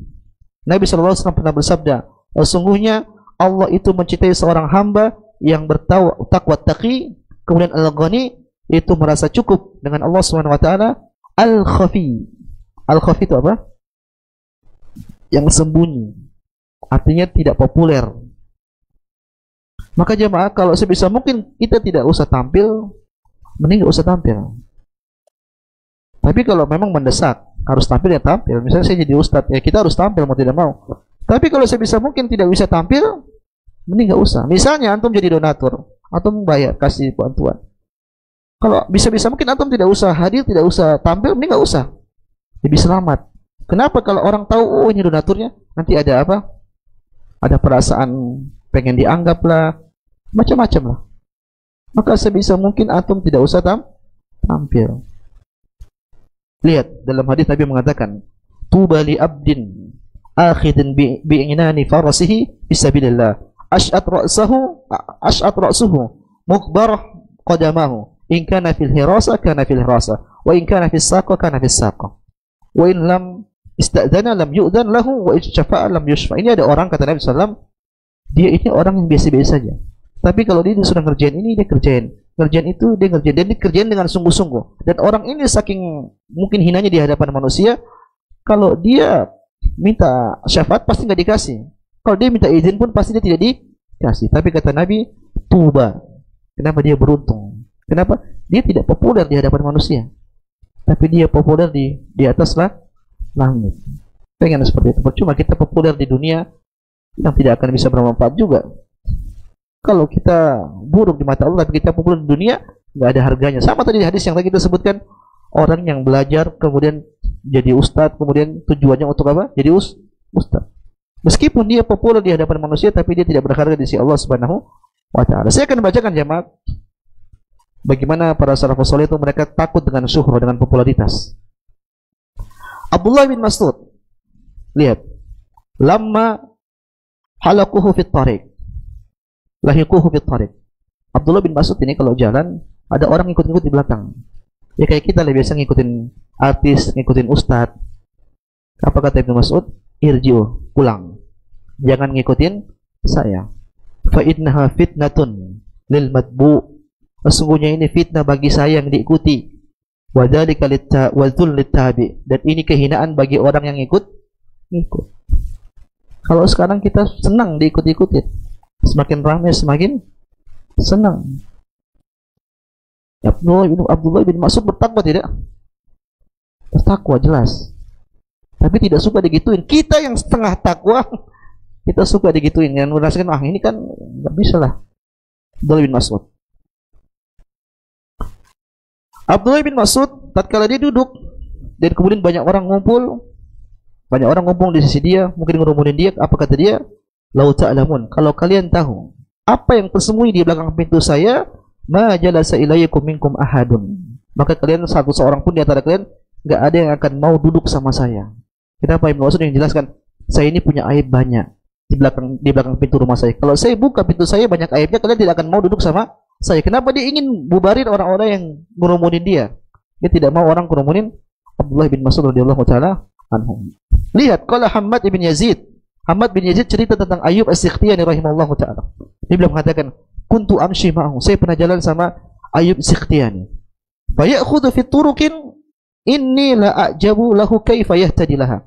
Ternyata tatkala saya jalan sama Ayub Sikhtiyani milih jalan lorong-lorong yang tidak diketahui orang. Dan saya kaget, kok Ayub kok tahu jalan ini? Kalau kita bahasakan jalan tikus lah. Jalan yang tidak diramein orang. Dia jalan lorong-lorong yang kecil-kecil. Ahmad cerita, saya kaget kok Ayub Sikhtiyani kok tahu jalan-jalan seperti ini? Maka ternyata kenapa? Firarun minan nas an yuqal hada Ayub. Sengaja Ayub pilih jalan-jalan lorong-lorong yang tidak diketahui orang. Kenapa? Ayub takut ketemu orang, nanti orang mengatakan, ini Ayub. Kalau kita kan senang, Ustaz. Pak. Donatur. Ayub Sikhtiyani tidak begitu. Takut dengan namanya popularitas. Imam Ahmad, uridu an akuna fi ba'd asy-syi'ab bi Makkah hatta la u'raf. Kata Imam Ahmad, saya ini beringin tinggal di pojok-pojokan kota Makkah. Kenapa? Saya tidak dikenal. Nah, kenapa? Popularitas itu bisa menghancurkan keikhlasan seseorang. Maka hati-hati jamaah SWT, jangan sampai kita menempati tempat-tempat yang bisa menjadikan kita populer di mata manusia. Kawan fitin selanjutnya, sadar diri, kita ini banyak dosa, kita banyak kekurangan. Kalau kita sadar seperti ini, kita akan lebih ikhlas kepada Allah Subhanahu wa taala dan kita tidak akan merasa besar di hadapan manusia. Kita ini siapa? Kita ini banyak dosa, penuh dengan kekurangan. Kullu bani Adam khata', setiap anak Adam pasti melakukan kesalahan. Ya bani Adam, innakum tukhti'una bil laili wan nahar. Wahai hamba-hambaku, kalian itu melakukan dosa di siang hari dan di semalam hari. Makanya kita pun dalam ketaatan pun kita disuruh istighfar. Ya tidak? Kita salat, habis salat ucapan apa? Astagfirullah. Kenapa salat kita banyak kurangnya, tidak khusyuk? Jangankan dalam kesusahan, dalam kesalahan, dalam ketaatan pun kita disuruh untuk beristighfar. Kenapa? Kita ini banyak kurang. Maka ingat, sadar seperti ini. Nanti kita akan sadar ngapain kita sombong, ngapain kita peduli sama orang, karena kita butuh dengan ampunan Allah Subhanahu wa taala. Saya ringkas saja biar cepat. Kemudian yang ketujuh, tatkala kita beramal jamaah, coba ngecek setiap saat, saya ini ikhlas tidak? Saya ikhlas tidak? Di awal kita perlu koreksi niat kita. Nanti sambil berjalan, di pertengahan jalan kita juga lihat, saya ini begini, ikhlas tidak sih? Koreksi terus. Nanti jalan lagi, berapa waktu lagi, koreksi lagi, saya ini ikhlas ataukah tidak? Ini saya katakan, Sulaiman Al-Hashimi pernah mengatakan, rubbama uhadditsu bi haditsin wahidin wa li niyyatun fa idza ataitu ala ba'dihi taghayyarat niyyati fa idza al-hadits al-wahid yahtaju ila niyyat. Kata beliau, saya dulu kira menyampaikan satu hadis itu butuh dengan cuma satu niat saja. Artinya satu, di awal niat saya ikhlas. Ternyata kata beliau, menyampaikan satu hadis itu butuh dengan niat yang banyak. Kenapa? Bisa jadi di tengah perjalanan tidak niat, tidak ikhlas, karena niat itu berubah, hati itu bisa bergejolak, yataqallab, bisa berubah. Maka dalam perjalanan proses kebaikan yang kita lakukan, hendaknya di tengah-tengah perjalanan kita ngecek, saya ini untuk apa sih saya begini? Untuk Allah ataukah bukan? Kemudian yang ke-8 jamaah SWT, yaitu berteman dengan orang-orang yang ikhlas. Kita nggak tahu siapa yang ikhlas, tapi kita bisa lihat secara zahir. Mudah-mudahan ini orang ikhlas. Maka kita cari teman-teman yang seperti itu. Teman-teman yang tidak peduli dengan penilaian manusia, teman-teman yang kalau dia beribadah dia sembunyi-sembunyi, teman-teman yang kalau sedekah dia sembunyi-sembunyi. Kita teman sama orang-orang seperti itu. Kenapa? As-sahibus sahib. Teman itu apa narik. Kalau kita berteman sama orang-orang seperti itu, insya Allah kita akan terbawa dengan kepribadian mereka. Maka cari teman-teman yang seperti al-mar'u ala dini khalili. Kata Nabi sallam, seorang itu bergantung dengan agama temannya. Kemudian yang selanjutnya jamaah SWT yang 9, yaitu sering ingat mati. Sering ingat mati. Coba antum duduk sebentar. Ya Allah, kalau saya mati sekarang, kira-kira amalan saya ini ikhlas semua tidak? Kira-kira bekal saya cukup tidak untuk saya pertanggungjawabkan di hadapan Allah Subhanahu wa taala? Coba duduk, harus punya momen seperti itu jamaah. Antum duduk sebentar. Kalau saya mati sekarang, kira-kira apa yang saya bawa? Sudah ikhlas semua ataukah tidak? Dengan hal yang seperti ini, insya Allah kita akan lebih mudah ikhlas kepada Allah Subhanahu Wa Taala. Dan inilah yang terbaik. Nabi menyebutkan di antara orang yang paling cerdas itu bukan orang yang profesor, LC, MA, dokter, enggak. Tapi kata Nabi, yang paling banyak mengingat kematian dan paling banyak menyiapkan bekal menuju kematian. Jadilah orang-orang yang cerdas. Nabi juga mengatakan, aktiru dzikra hadimil ladzat. Perbanyaknya kalian untuk mengingat pelezat pemutus kelezatan. Pemutus kelezatan itu adalah kematian. Antum dikasih makan apa yang paling enak? Tiba-tiba tapi makannya di sebelah orang lagi sakratul maut. Kira-kira enak tidak? Enak. Durian yang paling enak lah. Di sebelah ada orang sakratul maut, aku makan. Kira-kira enak tidak? Enggak enak. Hilang rasanya. Kemudian yang terakhir jamaah semua taala, ini harusnya yang paling pertama yang bisa sebutkan di akhir biar antum nggak lupa. Itu apa kira-kira? Apa jemaah? Berdoa. Berdoa, minta keikhlasan kepada Allah Subhanahu wa taala. Walaula fadlullah alaikum wa rahmatuh ma zaka minkum min ahadin abada. Kata Allah Subhanahu wa taala, kalaulah bukan karena karunia Allah Subhanahu wa taala, Allah tidak akan mensucikan kalian satupun. Artinya keikhlasan itu murni taufik dari Allah Subhanahu wa taala. Kalau Allah tidak akan berikan kepada kita, kita tidak bakal ikhlas. Maka tempuhnya sebab-sebab semua tadi, kemudian minta tolong sama Allah Subhanahu wa taala. Ihris ala ma yanfa'uk wasta'in billah. Berusahalah untuk apa yang bermanfaat bagimu dan isti'anah, minta tolong sama Allah Subhanahu wa taala. Banyak doa, ya muqallibal qulub, tsabbit qalbi ala dini. Allahumma hdi qalbi. Banyaklah doa-doa. Allahumma inni a'udzubika an usyrika bika wa ana a'lam wa astaghfiruka lima la a'lam. Banyak doa-doa meminta keikhlasan kepada Allah Subhanahu wa taala. Inilah jamaah subhanahu wa taala di antara hal yang bisa sampaikan pada kesempatan kali ini.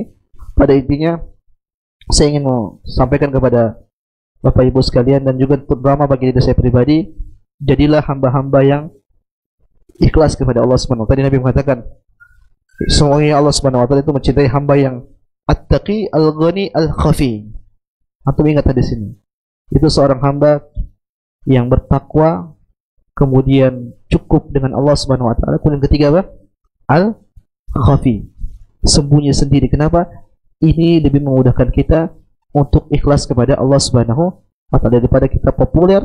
Bisa jadi populer tersebut bisa menjerumuskan kita kepada kebinasaan. Semoga Allah Subhanahu wa taala memberikan kita taufik sehingga kita bisa menjadi hamba-hamba yang ikhlas kepada Allah Subhanahu wa taala. Kemudian amalan saleh kita diridhoi Allah Subhanahu wa taala, kemudian Allah pun masukkan kita ke dalam surganya. Wallahu taala alam. Jamaah subhanahu wa taala, ini bisa kami sampaikan. Mudah-mudahan kalau ada benarnya ini murni datang dari Allah Subhanahu wa taala. Kalau ada salahnya saya mohon maaf, ini murni dari kejahilan saya, dari kebodohan saya mohon maaf dan saya mohon ampun kepada Allah Subhanahu wa taala. Wallahu taala alam.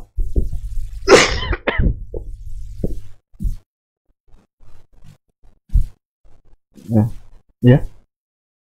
Oh iya. Ya. Saya jawab yang saya bisa jawab ya. Kalau tidak ada semua yang saya jawab, saya bisa jawab. Insya Allah banyak curhat.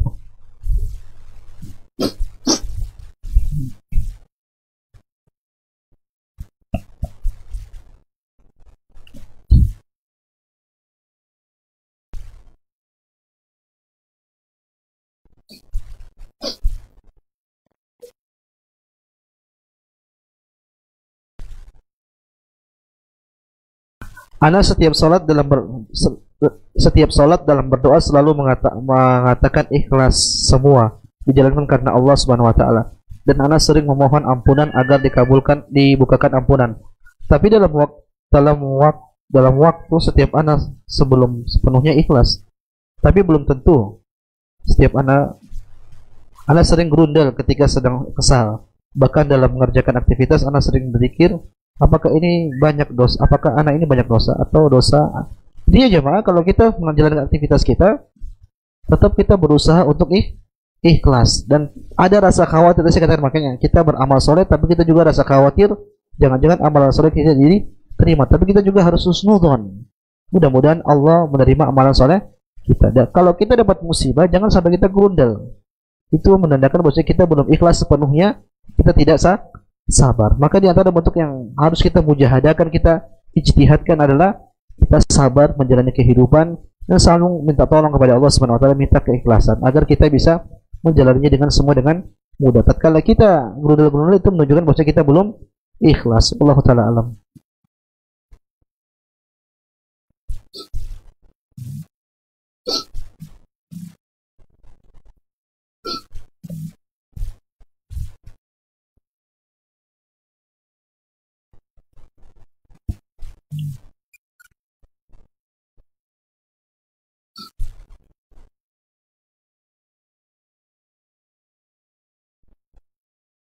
Ana sholat tahajud atau ngaji di kos-kosan, tapi dengan suara agak keras, dengan maksud agar teman mengikuti kita bangun malam atau ngaji. Apakah ini salah satu bentuk riya, menghilangkan keikhlasan kita? Allah Ta'ala alam, tergantung hati antum. Yang bisa jawab antum sendiri. Kalau antum niatnya pengen sengaja bangunin teman antum buat sholat juga kayak antum, dan murni memang ingin mengajak kebaikan, insya Allah itu malah kebaikan. Man dalla ala khairin fahuwa ajru fa'ilihi. Barang siapa yang menunjukkan dalam suatu kebaikan kemudian dilakukan oleh orang tersebut, maka dia akan mendapatkan pahala dari orang yang mengerjakan apa yang dia ajakkan tadi, tanpa mengurangi pahalanya sedikit pun. Maka kembali ke niat antum. Kalau benar-benar antum memang niat untuk ngajarin dia sehingga dia terganggu, akhirnya dia bangun, alhamdulillah dapat pahala besar. Tapi kalau mengganggu dia, akhirnya dia marah, dia masih pengen tidur, kan sholat malam itu kan sunnah, ngaji juga sunnah. Takut tahu dia capek, dia mau istirahat, antum malah ganggu dia sholat ngaji keras-keras, dia marah, itu malah jadi dosa. Maka ya, antum lihatlah, antum tahu kondisinya bagaimana. Kalau memang itu tidak mengganggu dia dan untuk membantu dia untuk bisa beribadah kepada Allah, maka lanjutkan. Tapi jangan sampai mengganggu teman antum. Wallahu ta'ala alam.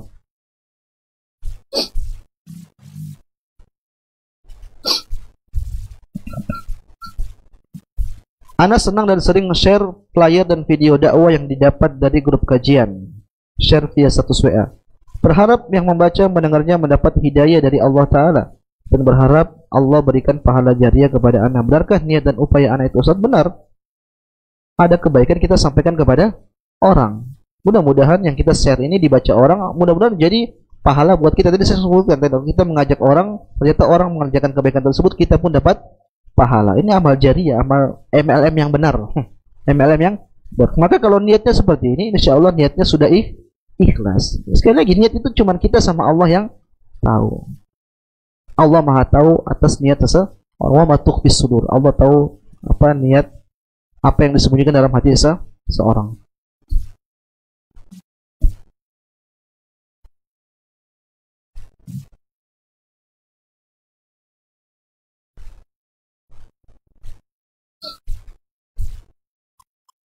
Saya seorang pengajar ingin bertanya, apakah sahih hadis al-muslim akhul muslim? Dikarenakan hadis ini akan dipakai untuk hafalan hadis kepada santri. Allah Ta'ala, hadis ini sahih. Tidak salah, riwayat Imam Muslim kalau tidak salah. Al-muslimu akhul muslim. Dan banyak penguat hadis-hadis yang lain berkaitan dengan Al-Quran. Allah mengatakan, innamal mu'minuna ikhwah. Sesungguhnya orang-orang mukmin itu bersaudara. Bahkan dalam hadis yang lain Nabi mengatakan, masalul mu'minina fi tawadihim wa tarahumihim wa ta'atufihim masalul jasad. Pemisalan orang-orang mukmin dalam kasih sayang mereka, dalam kasih cinta mereka itu seperti jasad. Idza ishtaka minhu udhun tada'alahu sa'irul jasadi bis-sahari wal humma. Kalau salah satu anggota tubuh sakit, maka anggota tubuh pun tidak akan bisa merasa tidur dan akan merasa demam. Ini permisalan yang dibuat oleh Nabi SAW berkaitan dengan persaudaraan kaum muslimin. Setahu ana hadis al-muslim akhul muslim adalah hadis yang sahih. Wallahu ta'ala alam.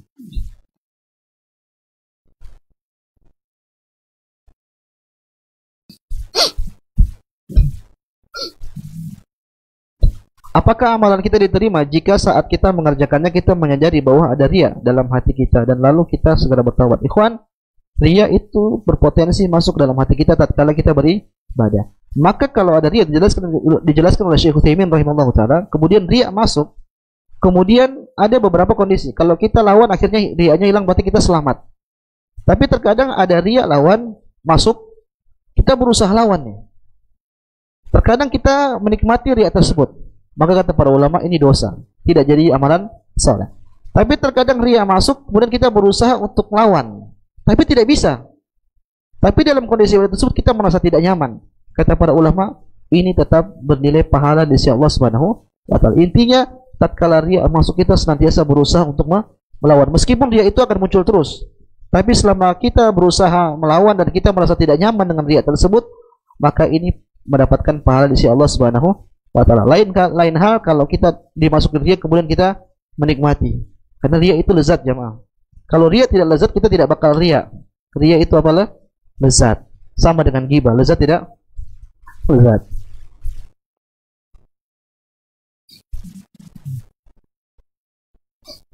Seorang anak berkurban kambing di atas namakan orang tua yang telah wafat. Apakah kurbannya harus 2 ekor kambing? Yang diniatkan 1 kambing untuk orang tua yang wafat dan 1 kambing atas nama anak yang berkurban. Wallahu ta'ala alam. Perdebatan para ulama, bolehkah kita berkurban bagi orang yang sudah meninggal atau kepada mayit?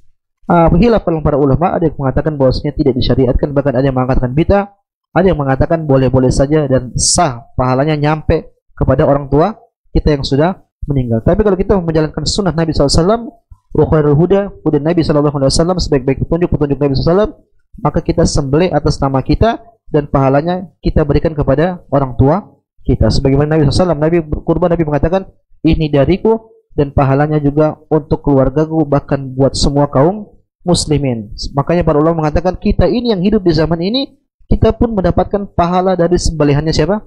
Nabi SAW. Karena Nabi berkurban, beliau mengatakan ini dibagi buat pahalanya buat kaum muslimin. Maka kalau antum berkurban buat orang tua antum yang sudah meninggal, sebenarnya lama membolehkan. Tapi yang terbaik, wallahu ta'ala lebih afdal, sebagaimana dikerjakan oleh Nabi SAW. Kita sembelih mau 2, mau 3 pakai atas nama kita, tapi pahalanya kita berikan kepada keluarga kita dan juga orang-orang yang sudah meninggal, kerabat-kerabat kita.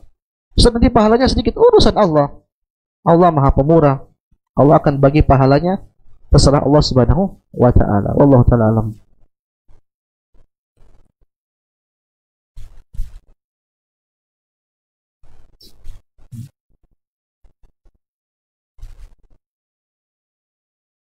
Bagaimana cara menilai amalan kita termasuk ikhlas? Kita tidak pengen dipuji orang, kita tidak berharap penilaian orang. Itu insya Allah sudah amalan sudah kita. Contoh misalnya antum posting kebaikan, habis antum posting, antum tidak peduli ada orang mau like, ada orang tidak like, nggak ada urusan. Yang penting saya sampaikan kebaikan. Tapi kalau antum posting kemudian antum cek, baru 10, terus sedih. Terus nanti antum posting lagi, 100, antum senang. Ini tanda indikasi antum tidak ikhlas. Kenapa kita suka dengan pujian? Like itu pujian bukan? Pujian. Maka itu isyarat, maksudnya kalau antum pengen tanda antum tidak ikhlas, antum tidak peduli dengan apa penilaian orang.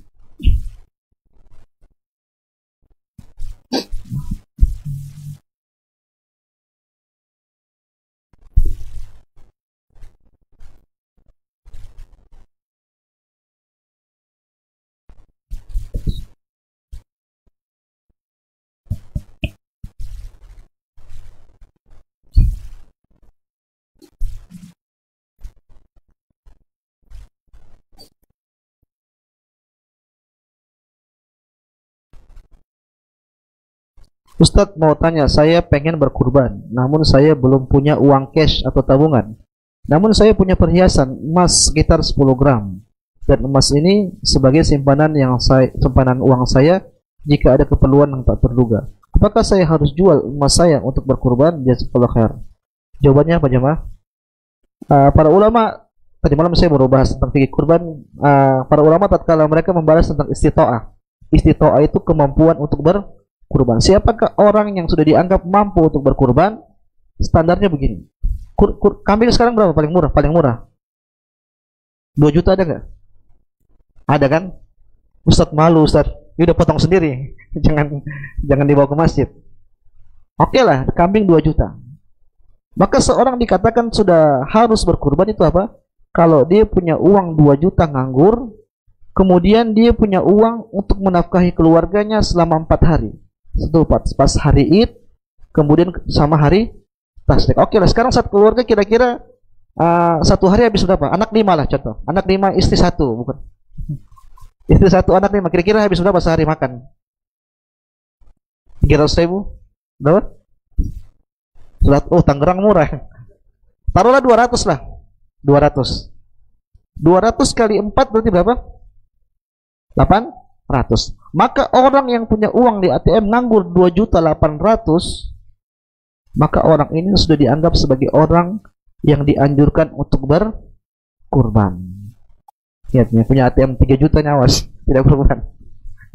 Maka orang seperti ini sudah dianggap sebagai orang yang apa? Dibebani untuk berkurban. Apalagi tadi ibu ini punya emas berapa? 20 gram. 1 gram antam berapa? 2 juta. Jual 1 gram bisa dapat 1 kambing. Insya Allah jual seberapa yang secukupnya, kemudian sisanya beli kambing, sisanya simpan lagi. Insya Allah berkah jamaah. Nabi mengatakan, mana qasat sadaqatan min mal. Sedekah itu tidak akan mengurangi harta. Dan sedekah terbaik di tanggal 10 Dzulhijjah, yang mana Nabi mengatakan, ma min inna min a'dhami ayyami indallahi tabaraka wa ta'ala yaumun nahr. Di antara hari yang paling agung di sisi Allah Subhanahu wa taala itu hari tanggal 10 Dzulhijjah. Bahkan sebagian ulama mengatakan 10 Dzulhijjah ini siang terbaik sepanjang masa. Kalau kita mau compare dengan hari-hari siang di bulan Ramadan, kata para ulama, lebih mulia 10 hari pertama bulan Dzulhijjah, apalagi tanggal 10-nya. Maka keluarkan duit buat beli hewan kurban, itu pahalanya sangat besar di sisi Allah Subhanahu wa taala. Karena itu bukti cinta kita kepada Allah, bukti syukur kita, bukti kita ini hambanya Allah. Kenapa Allah minta kita untuk berkurban? Lihat Nabi Ibrahim berkurban apa? Anaknya. Kita cuma kambing, bisa beli kambing perempuan umur 1 tahun. Tadi saya katakan yang paling murah. Tapi kalau kita punya uang lebih, jangan yang begitu, beli yang paling mahal, paling bagus. Ibnu Taimiyah pernah ditanya, hewan kurban apa yang terbaik? Kata beliau, hewan yang paling mahal. Yang paling apa? Kenapa Nabi berkurban dengan kabsyain, amlahain, akronain? Hewan kurban Nabi itu kambing yang berwarna hitam bercampur putih, kemudian punya tanduk. Jadi apa? Hewan kurbannya gagah. Itu mahal kalau hewan kurban seperti itu. Makanya Ibnu Taimiyah mengatakan hewan kurban terbaik itu hewan yang paling mahal kalau punya duit. Tapi kalau tidak punya duit, cari yang secukupnya. Yang penting kita berkurban. La yanalallahu luhumuha wala dima'uha. Allah itu tidak ngambil darahnya, Allah tidak ambil dagingnya. Walakin yanaluhu taqwa minkum. Tapi yang Allah lihat itu apa? Ketakwaan kalian. Tadi kita katakan kecil, tapi kalau niatnya ikhlas, jadi besar. Daripada sapi 900 kilo, tapi niatnya pengen dikatain orang, pengen dijadikan sebagai orang dermawan, maka itu tidak ada nilainya di sisi Allah Subhanahu wa ta'ala. Wallahu ta'ala jamaah subhanahu wa ta'ala. Ini yang bisa kami sampaikan. Sekali lagi, kalau ada benarnya ini datang dari Allah Subhanahu wa ta'ala. Kalau ada salahnya, saya mohon maaf. Ini murni dari kejahilan saya, dari kebodohan saya mohon ampun kepada Allah Subhanahu wa ta'ala. Saya tutup, subhanakallah bihamdik, asyhadu an la ilaha illa anta astaghfiruka wa atubu ilaik. Assalamualaikum warahmatullahi wabarakatuh.